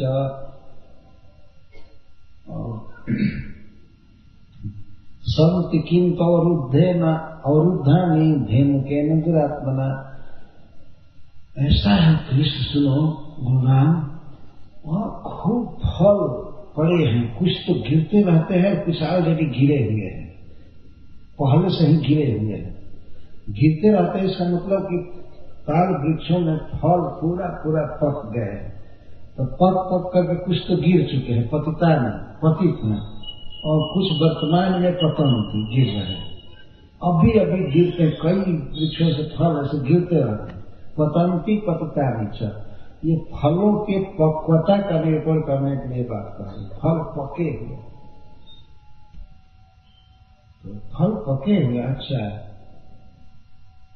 इसका मतलब कि तब खाना चाहते हो ना, खाने की इच्छा है, तो जाओ ना करके फल खाओ। बच्चे कहते हैं संति, कुछ तो गिरे हुए हैं और कुछ गिर रहे हैं, बहुत सुंदर फल, लेकिन दुरात्मा धेनु के द्वारा अवरुद्धानि, दुष्ट धेनुकासुर के द्वारा वे सारे फल अवरुद्ध हैं। किसी को वहां जाने नहीं देता है, कोई आदमी जाता है तो उसी को खा जाता है, तो कोई जाता ही नहीं है वहां पर। इतने फल पके हैं सब, भगवान ने वास्तव में बनाया है फल खाने के लिए, लेकिन कुछ लोग इस संसार में धेनु के अंश हैं जो फलों को रिजर्व कर लेते हैं, खाने नहीं देते, दाम बढ़ा कर बेचने के लिए। सारी दुनिया में देख रहे, फल भगवान ने पैदा किया है, किसी का बाप पैदा नहीं किया है, लेकिन किसी न किसी तरह से अपना पेटेंट करा करके, कब्जा करके और बस वो बेचते, खाने नहीं देते हैं जनता को। जो हमारे देश में अंग्रेज आए, आज 26 जनवरी है इसलिए उनकी कुछ याद करनी चाहिए। तो अंग्रेज आए तो उन्होंने क्या नियम बनाया, इसके पहले कई राजा हुए जिन्होंने वृक्ष लगाया, बड़े बड़े सुंदर सुंदर वृक्ष फल के, रोड के किनारे जहां तहां। तो अंग्रेजों ने क्या कहा, नहीं फल है, खाने से लोग सड़ा गला खाएंगे तो बीमार हो जाएंगे, नियम बनाए और झगड़ा करेंगे आपस में फल के लिए। इसीलिए फल वाले वृक्ष रोड के किनारे नहीं लगाना चाहिए। देखिए उनकी बुद्धि।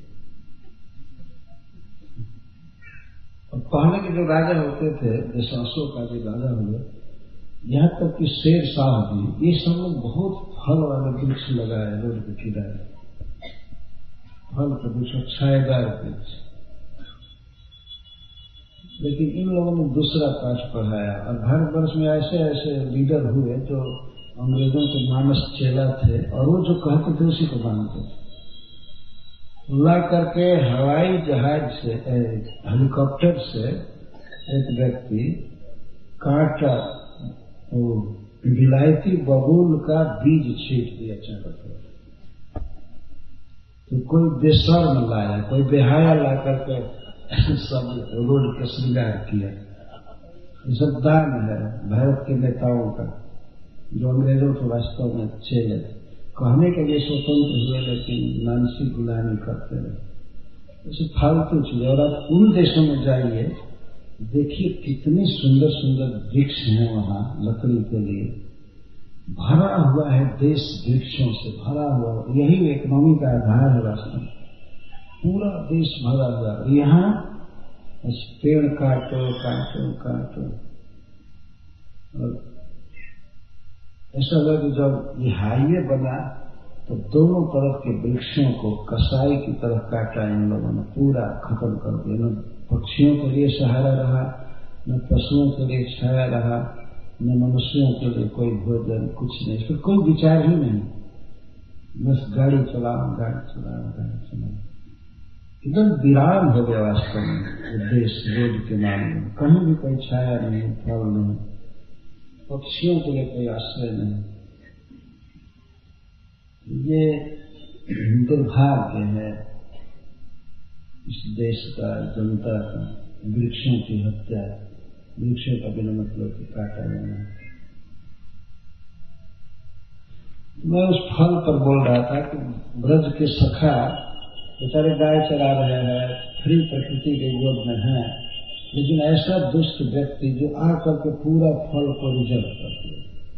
कोई नहीं खाएगा, भले सड़ेगा, कोई आकर खा नहीं सकता है। और कोई गाय यहाँ घास नहीं चल सकती। सब कमान। तो बच्चे कह रहे हैं शांति, किंतु अवरुद्धानी धैर्य के लिए दुरात्मना। बहुत फल हैं, पक रहे हैं, कुछ गिर रहे हैं, कुछ गिरे हुए हैं, लेकिन दुरात्मा दुष्ट धनकासुर उस पर कब्जा किया।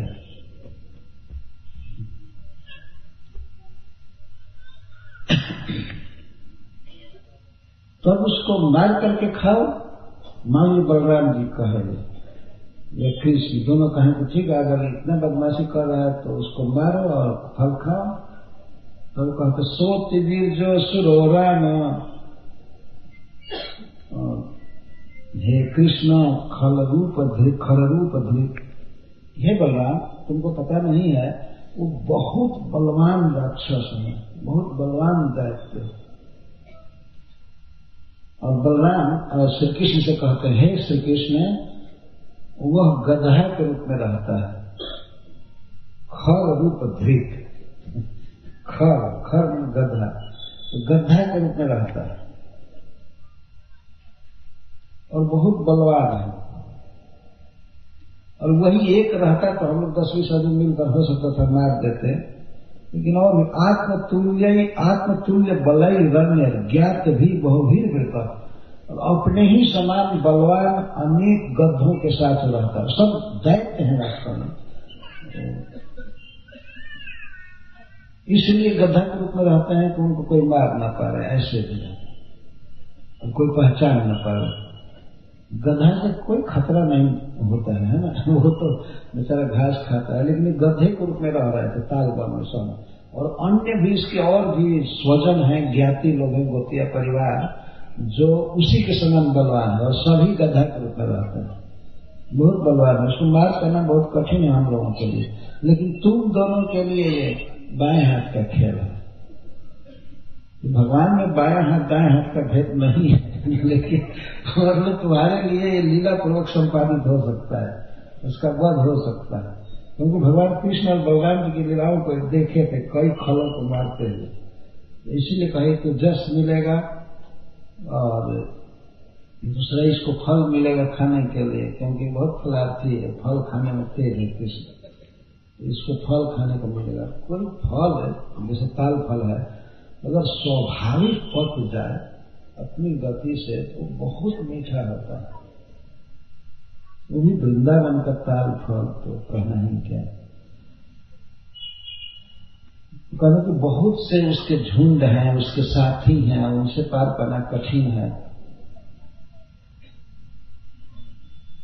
तो अब इस पर मान लीजिए बलराम जी कहें, भगवान कृष्ण कहें तो ठीक है, बहुत लोग हैं, तो तुम लोग जाओ लेकर के फल खाओ कहीं से किनारे से। तो कहते हैं तस्मात् कृत नराहारा भीतर निभिरमित्रहम न सेव्यते पशुजने पक्षी संघ विवर्जितम। उससे इतना मनुष्य समाज डरा हुआ है, कोई भी जाता है मनुष्य तो पहले उसी को खा जाता है। तस्मात् कृत नराहारा, नराहार करता है, मनुष्यों को ही खाता है वो। तो कौन जाएगा उस वन में? मनुष्य अगर एक दो आदमी को खाने का भी इतिहास मालूम चले, घटना मालूम चले, तो कौन जाएगा वहां? कौन ताल फल खाने के लिए अपना जीवन गंवाएगा? तो मनुष्यों को खाता है। इसलिए भीतर निर्भीत तद वनम न सेव्यते, इसलिए भयभीत मनुष्यों के द्वारा तो वन सेवित नहीं है, मनुष्य वहां जाते ही नहीं, इसलिए हम लोग तो नहीं जा सकते, हम लोग जा नहीं पाएंगे, वो जाते ही खा जाएगा। और इसलिए मनुष्य वहां नहीं पहुंचते हैं। और पशु गणेश विवर्जित न सेव्यते, पशु भी कोई नहीं जाता है, भैंस गाय बकरी कोई भी पशु उधर नहीं जाता है। इसमें तो पशुओं को भी खा जाता है, पशुओं को भी खाता रहता है। कितने राक्षस आते पशुओं को खा रहे हैं, ट्रक में लाद लाद करके स्लाइटर हाउस में सब। ये धेनु के ही अंश है वास्तव में। जरूरत है कि कृष्ण भगवान उनको साफ कर देते कभी, ये पशुओं को न खा पाते। तो पशु भी नहीं जा रहे तालवन में, और पक्षी संघर्ष चल गए, और पक्षियों का समुदाय भी नहीं जाता है। यहाँ तक ऊपर आकाश में भी कोई उड़ नहीं सकता था उस सीमा में, पाबंदी थी। और आकाश में उड़ने वाले पक्षियों को भी खींच करके खा जाते, शूट करके खा जाते। और अब बेचारे पक्षी कहाँ से ताल फल खाएं और ये खाएं, उसमें कहीं किसी को भोजन नहीं मिलता था, कहीं विश्राम नहीं, कोई जा ही नहीं सकता था, ये हालत है। तो फिर भी अब कह रहे हैं कि हो सकता है कि फल शेष हो गया हो इस समय, तो कहते हैं न विद्यन्ते अभुक्त पूर्वाणी फलानि सुरभि। ताल वन में, ताल वृक्षों में प्रचुर फल अभी भी लगे हुए हैं, विद्यन्ते अभुक्त पूर्वाणी, और पहले किसी ने उन फलों को नहीं खाया है, लेकिन ये सुरभि बहुत स्वादिष्ट फल है, बहुत स्वाद है उन फलों में। तो श्री कृष्ण मन कहा जब खाए ही नहीं हो तो कैसे जानते हो कि बहुत स्वाद है? भगवान तर्क दे रहे, जब कभी खाए नहीं और कोई दूसरा भी नहीं खाया है तो कैसे तुमको पता चल रहा है? तो वे कहते हैं ऐसा वही सुरभि गंधो विशु चीनो गृहते, तुम जब सुन करके देखो कुरवैया हवा चल रही है और वहां 4 कोस दूर से ताल फल की सुगंध नाक में आ रही, सुन करके बता रहे हैं, देखो तुम भी सुनो, हवा लेकर के कितनी जब सुंदर सुगंध आ रही है तो ये फल कितने स्वादिष्ट होंगे, ये सहज अनुमान होता है कि नहीं? देखो साफ सुगंध युक्त हवा आ रही है, ऐसा सुरभि वही गंध, सुरभि गंध का तो सुगंधित गंध, सुगंध अवगृहत है, हमारी तरफ ग्रहण किया जा रहा है। हम लोग सुन सुन कर बेचैन हो रहे हैं कि कब खाने को मिलेगा, कब खाने को मिलेगा। नासिका के द्वारा ये गंध अभी लिया जाए तो गंध बता रहा है उसके स्वाद को, बहुत स्वादिष्ट फल है, बहुत स्वादिष्ट है। प्रयक्ष कारणः कृष्ण, हे कृष्ण हमको फल चाहिए, हम लोगों को फल चाहिए, हम फल खाना चाहते हैं, प्रयक्ष हमें वो दो, जैसे भी हो उसको मार करके चाहे जैसे जैसे हमको फल चाहिए, हम फल लेंगे, फल खाएंगे, बच्चे कर रहे थे हम फल खाएंगे, हम खाएंगे, हम फल खाएंगे, हमको फल चाहिए। गंध लोभित चेतसा, वे अपने को कह रहे भगवान कृष्ण से भगवान जी से, गंध लोभित चेतसा, हमको फल चाहिए, गंध से हमारा फल खाने के लिए चित्त लुब्ध है, हमारे जीवन में पानी आ रहा है, हमको फल चाहिए, इसकी गंध से हमें बहुत लोभ हो गया है। और भगवान जी से कहना है, वांछास्ति महती राम, राम भगवान हमको फल की महती वांछा है, बहुत अधिक वांछा, हम रोक नहीं पा रहे हैं अपने को, हमको फल चाहिए, फल चाहिए। देखे लोग कुछ बोल नहीं रहे हैं तो अंत में कहते हैं, गम्यताम यदि रोचते, यदि तुम दोनों को पसंद हो, ये हमारे फल खाने की इच्छा अच्छा लग रही हो तुमको और फल खिलाना जरूरी है और तुम उचित समझते हो, तो गम्यताम चला जाए वहां। देखिए बच्चों का जब वो कहते हैं कि वो नर को खाता है, आदमी को खा जाता है, तो जानने की क्या जरूरत है।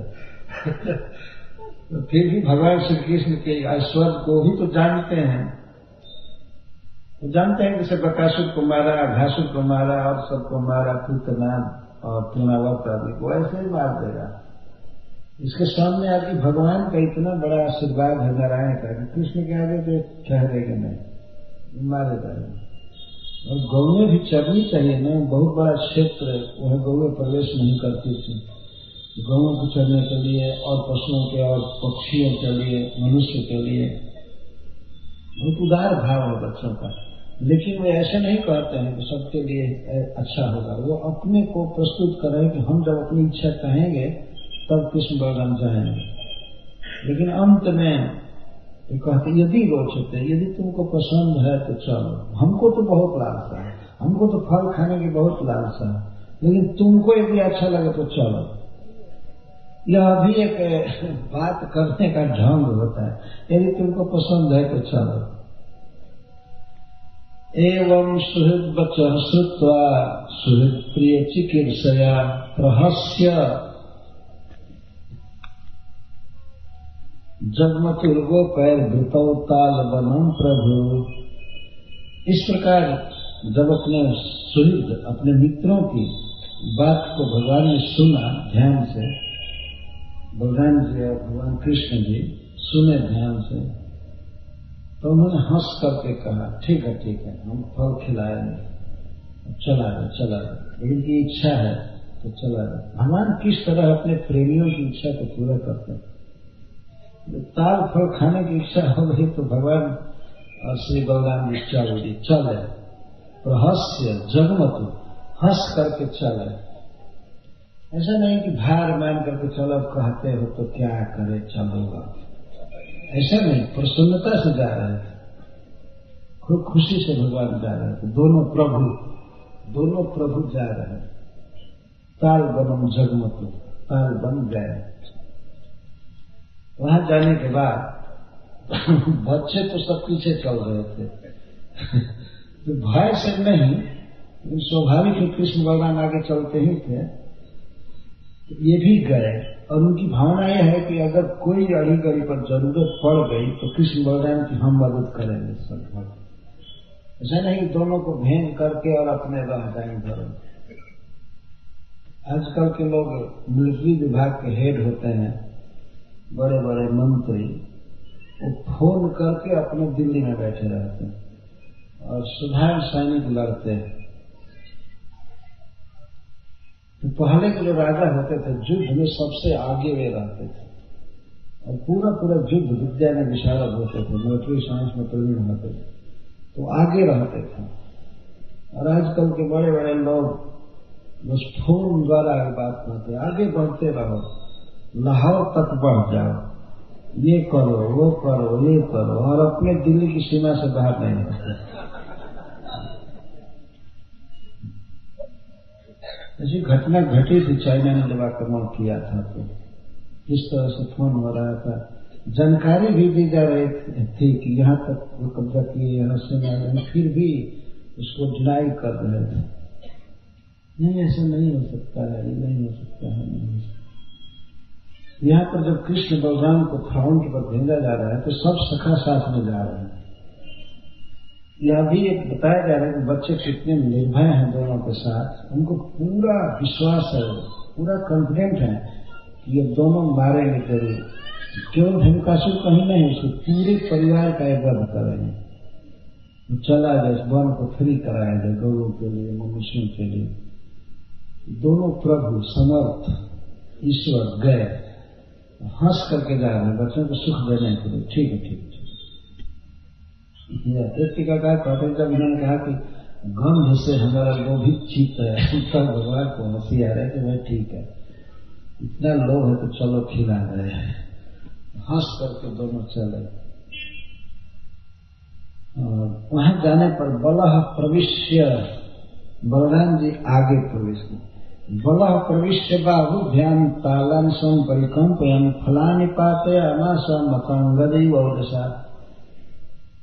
श्री बलराम जी आगे चले, स्नेह बस श्री कृष्ण को कहे कि तुम रुको, इधर पीछे रहो, उनको चलने दो।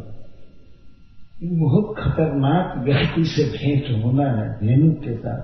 तो बलराम जी बहुत स्नेह करते हैं कृष्ण के प्रति, तो वो सोचे इसको आगे नहीं करना है, कहीं आकर के वो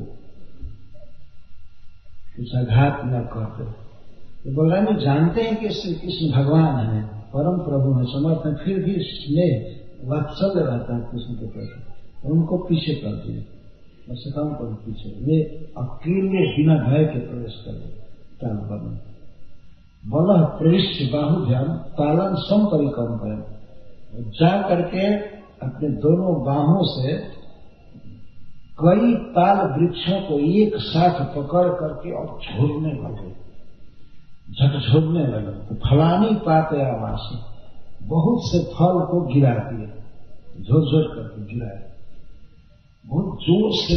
तो जब झकझोरे तो वृक्ष बहुत कांपने लगे, और जब वृक्ष काटते हैं तो फल टप टप टप गिर जाते हैं, वो गिरे।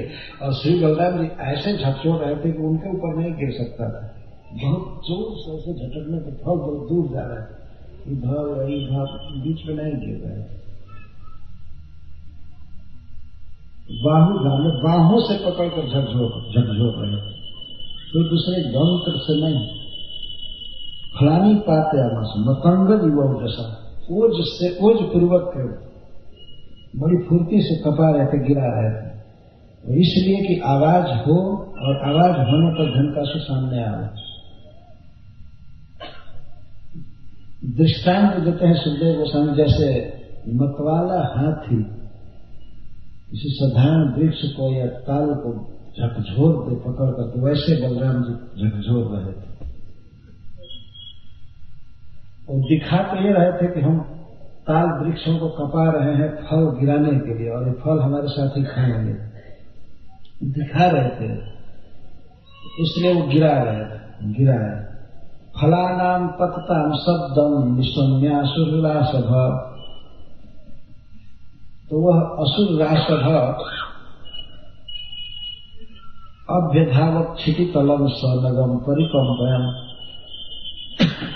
जब फलों के गिरने का बद शब्द से सुना हो, तो तुरंत ही अपने आवास स्थान से जो वन के मध्य में था वो दौड़ा हुआ है।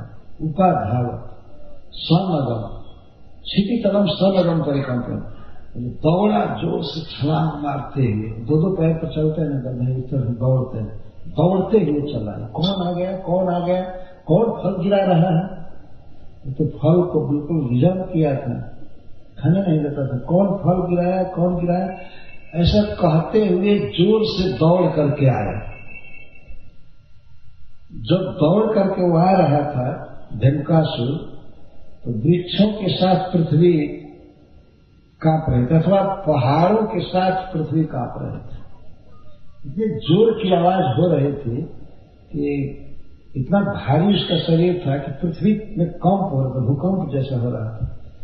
पर्वत भी कांप रहे थे उसके चरण रखने से दौड़ते। ये 4 पैर वाले पशु कभी दौड़ते हैं तो 2-2 पैर से दौड़ते जाते हैं, देखे हैं ना? कभी कभी तो 4 पैर से दौड़ते हैं, लेकिन कभी कभी 2 पैर ऐसे, 2 पैर, मतलब अगला 2 पैर एक बार रखते हैं, पिछला दोनों पैर एक साथ रखते हैं, चलते हैं। ऐसे धनका से चला आया, पृथ्वी को कपा रहा था, धमक से, पैरों की धमक से पृथ्वी कांप रही। समेत तरसा प्रत्याग द्वाभ्याम पद्भ्याम बलम बलि निहत्य रसिका शब्द मुंचन परिसर खल। श्री सुखदेव गोस्वामी कहते हैं वो खल, वह दुष्ट धेनु, खल और खर रलय भेदा, खर का अर्थ गद्दा और खल का अर्थ बदमाश, दुष्ट। तो र और ल में संस्कृत में भेद नहीं माना जाता, खर चाहे खल। तो सुखदेव गोस्वामी कहते हुआ खल आवाज सुना तो समेत तरसा, तुरंत आकर के और अपने प्रत्येक द्वाभ्याम पदाभ्याम वाया जोर से श्री बलराम जी को देखा, देख करके वो निकट है, निकट आकर के तुरंत फिर पीछे मुड़ गया, मतलब उनके तरफ मुंह हटा करके उधर कर दिया और झुलकती मारा उनके छाती में। बहुत जोर से आया। सुखदेव गोस्वामी ऐसे वर्णन करते आया बलराम का तुरंत मुड़ गया उनके तरफ, अपना पिछला पैर करके और मारा। गधों की दुलत्ती बहुत प्रसिद्ध है, तो गधा के स्वरूप में था, शरीर में था, इसलिए वो इसी तरह से मारा श्री बलराम। समेत समेत बिल्कुल निकट आकर के तरसा, बड़े वेग से प्रत्येक द्वाभ्याम पदाभ्याम, प्रत्येक का तो पिछले दोनों पैरों से निहत्य। तो बलराम जी के लिए बलम शब्द कहा जाता है। बलवान बलराम जी को बलि धेनुकासुर ने मारा, बलम बलि बलि मतलब बल वाला, धेनुकासुर भी बहुत बलवान राक्षस था, तो उसने बलराम जी को मारा। कहाँ मारा? उरसी, ऐसे अपने दुलत्ती को मारा कि बलराम जी के छाती में लग गया, और छाती में लगेगा तो लड़का नहीं बच जाएगा। थोड़ी दया नहीं आ रही थी, इतना सुंदर लड़का है, मान लो फल गिरा रहा था, तुम्हें क्या नुकसान हो रहा है और कितना खाएगा? ज्यादा से ज्यादा एक फल खा कर तृप्त हो जाएगा, बहुत बड़ा फल होता है। लेकिन वो तो समझा नहीं इनकी महिमा को और आया मारने के लिए। और निहत उरसी का शब्द का बोला, गधा जैसे रेखते हैं, गधा जाति का शब्द किया, मार करके वो लगा नहीं बलराम जी पर, बलराम जी ने वंचित कर दिया अपने, लगा नहीं, लेकिन अपनी ओर से दुलत्ती जोर से मार करके गधा जैसे शब्द बोला। गधा जाति जैसे बोलता है, जो रेखता है, रेखा सफलता सूचित कर रहा था और अपना आनंद व्यक्त कर रहा था। कोई भी व्यक्ति अपना आनंद तो अपने स्वर में ही व्यक्त करेगा ना, तो गधा था तो गधा जैसा रेखा गर्दभ जाति का स्वर किया मार करके। और इसके बाद पर ये शरत और भाग गया दूर, क्योंकि पहले से वो जानता था कि ये लड़के भी कोई साधारण बहुत खतरनाक हैं, इन्होंने मारा है घासुर को, किसको तो पर शरत का अर्थ है कि दूर हट गया, मार करके दुलत्ती और दूर भागी। इसके पहले वो सुना था कि वत्सासुर का वध किया गया तो उसकी टांग पकड़ करके घुमा दिया, मर गया, इसीलिए दूर भागा, कहीं लड़का पकड़ गए। वत्सासुर को तो भगवान कृष्ण ने मारा था, तो दूर हो गया। और इसके बाद पुनः आसाध्य संबद्ध उत्कृष्टा पराकृष्ट चरणों अपरव राजन बलाय प्रक्षिप दृषा। इसके बाद फिर चला, अथवा दूर चला गया, फिर मोशन बनाने के लिए अपने चाल में, फिर उधर से चला वेग से। अब ये पैर तो लगा नहीं, इसलिए उसका क्रोध और बढ़ गया। तो फिर जा करके दूर और चला जोर से, और जोर से चल करके तुरंत फिर पिछला पैर बलराम जी की तरफ किया, प्रतिमुख हो गया। और इसके बाद मारा दुलत्ती, जैन ही मारा पराकर्षित, पीछे पीछे होकर के मारा बलराम जी के लिए, मतलब बलराम जी का वध करने के लिए बलाय प्राक्षिप रूषा, क्रोध में मारा अपने दोनों पैरों को। लेकिन महाराज परीक्षित को संबोधन कर रहे सुखदेव गोस्वामी, चरणों अपरव राज, अपर का अर्थ पिछला, ये पिछले पैर को बलराम जी के लिए मारा। सप्तम गृहीत्वा प्रमतो प्रपदो भ्रामयित्वैक पाणिना, श्री बलराम जी ने क्या किया, जब वो मारा दुलत्ती जोर से, तो श्री बलराम जी ने अपने एक हाथ से, बाएं हाथ से, ऐसे भगवान बलराम जी के हाथ में बाएं दाएं का भेद नहीं, लेकिन लोक में दिखाने के लिए बाएं हाथ से उसके दोनों पैर पकड़ लिए और पैर पकड़ करके घुमाने लगे जोर से। वो घुमाने में ही मर गया, इतना जोर से भगवान ने घुमाया कि वो मर गया। तो भ्रामित्वा एक पाणिना, एक पाणी से उसके प्रपद, दोनों पैर को पकड़ लिए।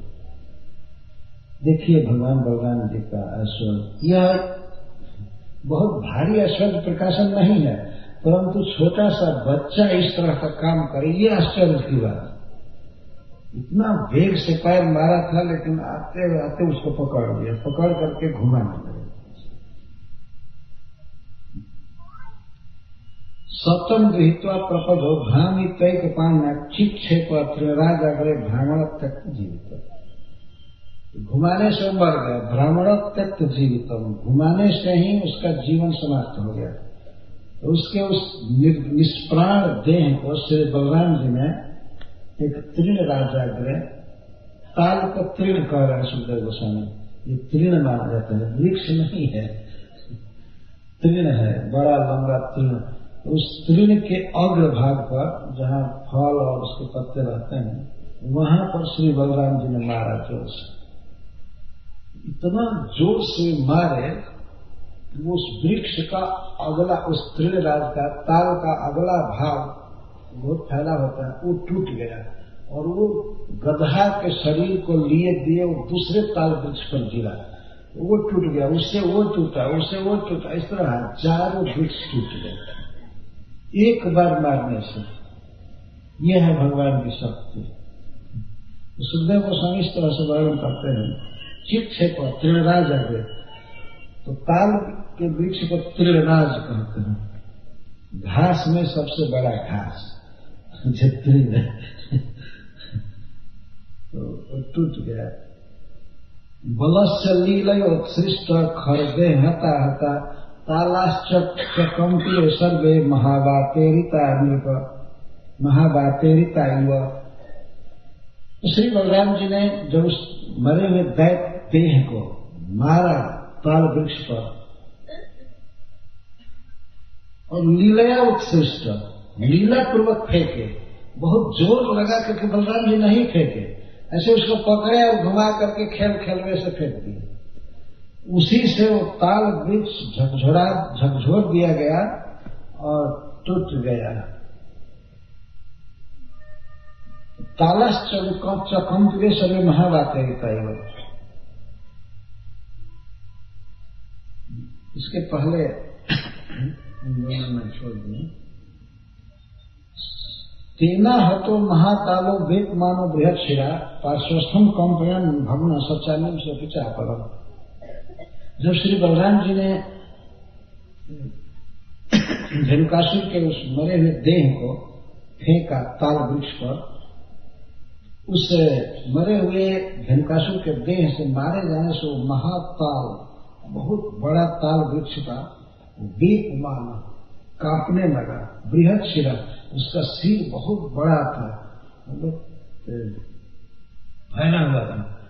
पार्श्वस्थम कंपयन भगवान, वो तो टूट ही गया, उसका सिर टूट गया और पास के वृक्ष को वो खपाया तोड़ दिया, फिर वह दूसरे को तोड़ा, तीसरे को तोड़ा, इस तरह से हजारों वृक्ष वहां टूट गए। पार्श्वस्थम कंपयन भग्न सचान्यम सोपी चापरम। उस ताल ने दूसरे को गिराया, दूसरे ने तीसरे को गिराया। इस तरह से ऐसा लग रहा था लीला पूर्वक धनुकासुर के देह को उन्होंने फेंका, खेल खेल में फेंका, लेकिन उसके चलते सर्वे ताला चकमती रहे, सभी ताल वृक्ष कांप गए और गिर गए। जैसे लगा कि महा आंधी आई हो, तूफान आया हो और तूफान इन वृक्षों को गिरा दिया हो। ऐसे श्री बलराम जी ने धनुकासुर के देह को ताल पर मारा और उस ताल के झकझोर में सारे ताल वृक्ष गिर गए। इस तरह महावात ईरिता युवा, महावात कहते हैं प्रचंड आंधी को या साइक्लोन को, तूफान को। जैसे वो वृक्षों को गिरा देते, इस तरह से बलराम जी के खेल खेल में फेंके हुए धनुकासुर के देह के द्वारा सारे ताल वृक्ष गिरा दिए और वो तो मर ही गया मतलब उसी का मरा हुआ देह फेंका गया। न तच्चित्रम भगवती जनन्ते जगदीश्वरे ओतप्रोतमिदम विश्वम तम तो स्वंग यथा पटः। श्री परीक्षित महाराज चकित हो रहे थे, अच्छा ऐसा हुआ। तो श्री सुखदेव गोस्वामी कहते न तच्चित्रम भगवती जनन्ते जगदीश्वरे, जो जगत के ईश्वर हैं, जिनके बल आदि की कोई सीमा नहीं, जो अनंत है, उनके लिए ये कोई आश्चर्य का काम नहीं है, आश्चर्य की बात नहीं है। उन्होंने एक वन को पूरा एक दैत्य के देह द्वारा ध्वस्त कर दिया, ये कोई बहुत बड़ी बात नहीं। ये सारा विश्व श्री बलराम जी में उसी तरह से गुथा हुआ है, उनके आश्रित है। जैसे कोई पट, साड़ी या धोती सूत्रों में गुथा गया है, अनेक सूत्र मिलकर के ही साड़ी बन जाते हैं, कपड़े बन जाते हैं। इस तरह श्री बलराम जी में सारा संसार बस रहा है, उनके लिए कोई आश्चर्य नहीं। तो कृष्णम च रामम च ज्ञातो धेनुका से कोष्टारो भ्यद्रवन सर्वे समन्धा हतबांध हुआ।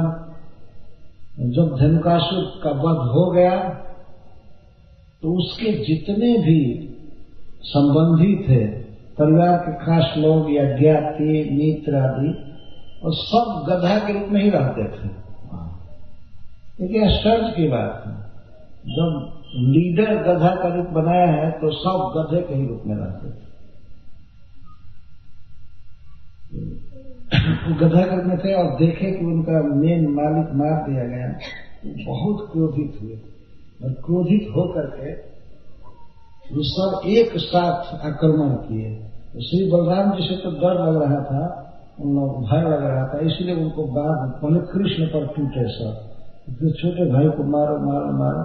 इसलिए श्री सुखदेव गोस्वामी कृष्णम शब्द पहले कह रहे हैं।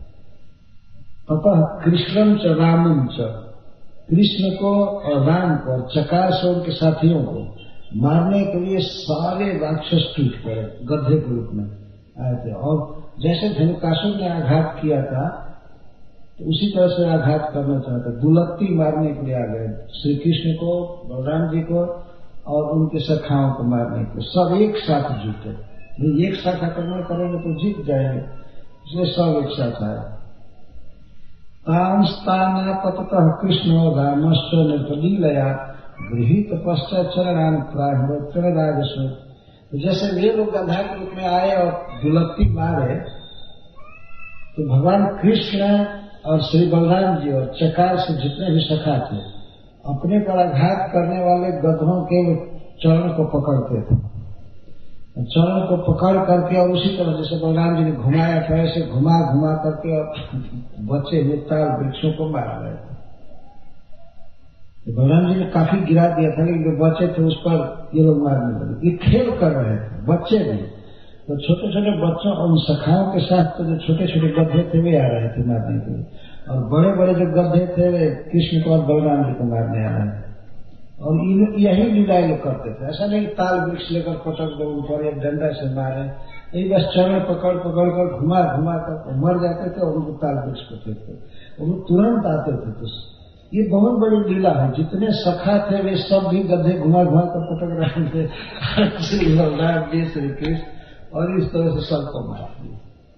सब गृहित पश्चात चल रहे हैं, पिछले पैर को पकड़ पकड़ के प्राण तेड़ राज से और ताल वृक्षों पर ही फेंकते थे। लीला जो बलराम जी ने किया था भगवान को भी यही अच्छा लग रहा था और गोप सखाओं को भी यही अच्छा लग रहा था। इसी तरह से सब बात थे। फला प्रकर संकीर्ण दैत्य देह गताश राजभूषता लग रहे घनय दिवस नभस्थलम। श्री सुखदेव गोस्वामी अब वीडियो कैमरा से फोटो ले रहे हैं ताल वन का। देखिए कहते हैं जैसे बादलों के घिरने पर आकाश सुंदर लगता है, वैसे ताल वन की भूमि बहुत सुंदर लग रही है। क्यों? क्योंकि फल चारों तरफ गिरे थे, पीले पीले पीत वर्ण के लगते या अरुण वर्ण के लाल लाल फल गिरे थे सब जगह। और दैत्य देह गधे सब उजले वर्ण के थे, उजले वर्ण के गधे थे, श्वेत थे। तो वो सभी भिन्न प्रकार के बादल जैसे लग रहे थे। जैसे आकाश में एक ही साथ है अरुण श्वेत और नील बादल छा जाए तो बहुत अच्छा लगता है आकाश। उसी तरह से ताल वन की भूमि बहुत अच्छी लग रही थी। मरे हुए गधों के देह पड़े थे और ताल वृक्ष गिरे थे और ताल फल गिरे थे, तो इनसे वो भूमि बहुत अच्छी लग रही थी। ताल वृक्ष जो थे वे तो नील बादल जैसे लग रहे थे, नील काला होता है ना ताल वृक्ष, और पके हुए फल थे लाल लाल, और गधे सब व्हाइट थे, श्वेत वर्ण। ऐसा लगता था जैसे आकाश में अरुण श्वेत और नील बादल छाते हैं, वो अच्छा लगता है। इसी तरह से ताल वन का क्षेत्र बहुत अच्छा लग रहा है।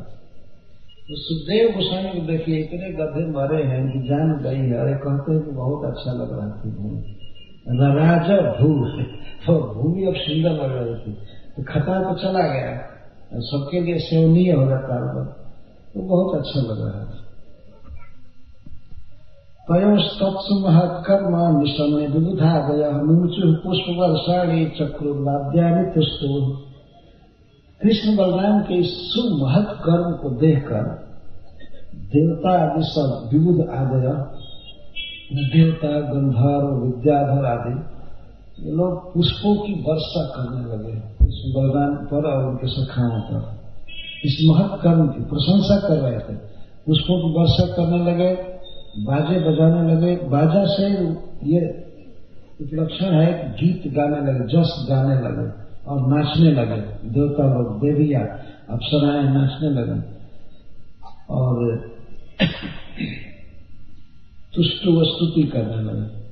ऋषि जन देवता स्तुति करने लगे, गाने लगे, नाचने लगे, पुष्पों की वर्षा करने लगे। अथ ताल फलान्यादन मनुष्य गत साध्वसः। और अब मनुष्यों का भय चला गया, गौओं का भय चला गया, पशुओं का भय चला गया। वे सब ताल फल लगे खाने उस दिन से। अथा ताल फलानी आदन मनुष्य गत साधुस, साधुस में भय, उनका भय चला गया, कोई डर नहीं रहे। अब खुल करके आ करके ताल फल खाना फ्री हो कर दिया बलराम जी ने। ताल वृक्ष ताल फलों सब खा रहे थे। और तीर्णम च पशुश्चेल, और गाय भैंस आदि पशु ये सब तीर्णम चेल तीर्ण चढ़ने लगे, वे घास खाने लगे, मनुष्य सब फल खाने लगे। यहाँ मनुष्य शब्द दिया गया, ये नहीं कहा गया कि भगवान के पार्षद गोप सखा फल खाने लगे। वो लोग तो ऐसे कह रहे थे कि फल खाना है, लेकिन सब जगह गधा मरे पड़े हैं, वो फल नहीं खाए। गधा का तो छुआ हुआ भी नहीं खाते हैं, वो मरे हुए देह जो सटा हुआ फल कैसे खा सकते, वे नहीं खाए। बल्कि भगवान कृष्ण बलराम जी व्यंग कर रहे थे बच्चों पर, तो फल खाने को कह रहे थे तो खाओ, राम राम ये फल खाए। फल नहीं खाया, वो नहीं खाए। इसलिए मनुष्य शब्द का प्रयोग, मनुष्य मतलब कोल भीड़ जो वन में इधर उधर रहते थे ताल वन के बाहर, उन सबको पता लगा कि धनुकासुर मर गया तो वे लोग आया करके फल खाना चालू किया। यह अर्थ है, भगवान के सखा इस तरह से अशुद्ध फल कैसे खाए। और गौएं भैंस आदि आकर के तीर्ण चढ़ने लगे, तो निर्भय हो गए। गत शब्द सबके लिए प्रयुक्त शब्द है, उनका भय चला गया, सबका भय दूर हो गया और भोजन पशुओं को भी मिलने लगा, अच्छा से मनुष्यों को भी मिलने लगा। तो यह भगवान कृष्ण की और श्री बलराम जी की लीला है, धेनुक बल लीला है, पूरा ऐश्वर्य भगवान ने प्रकाशित किया।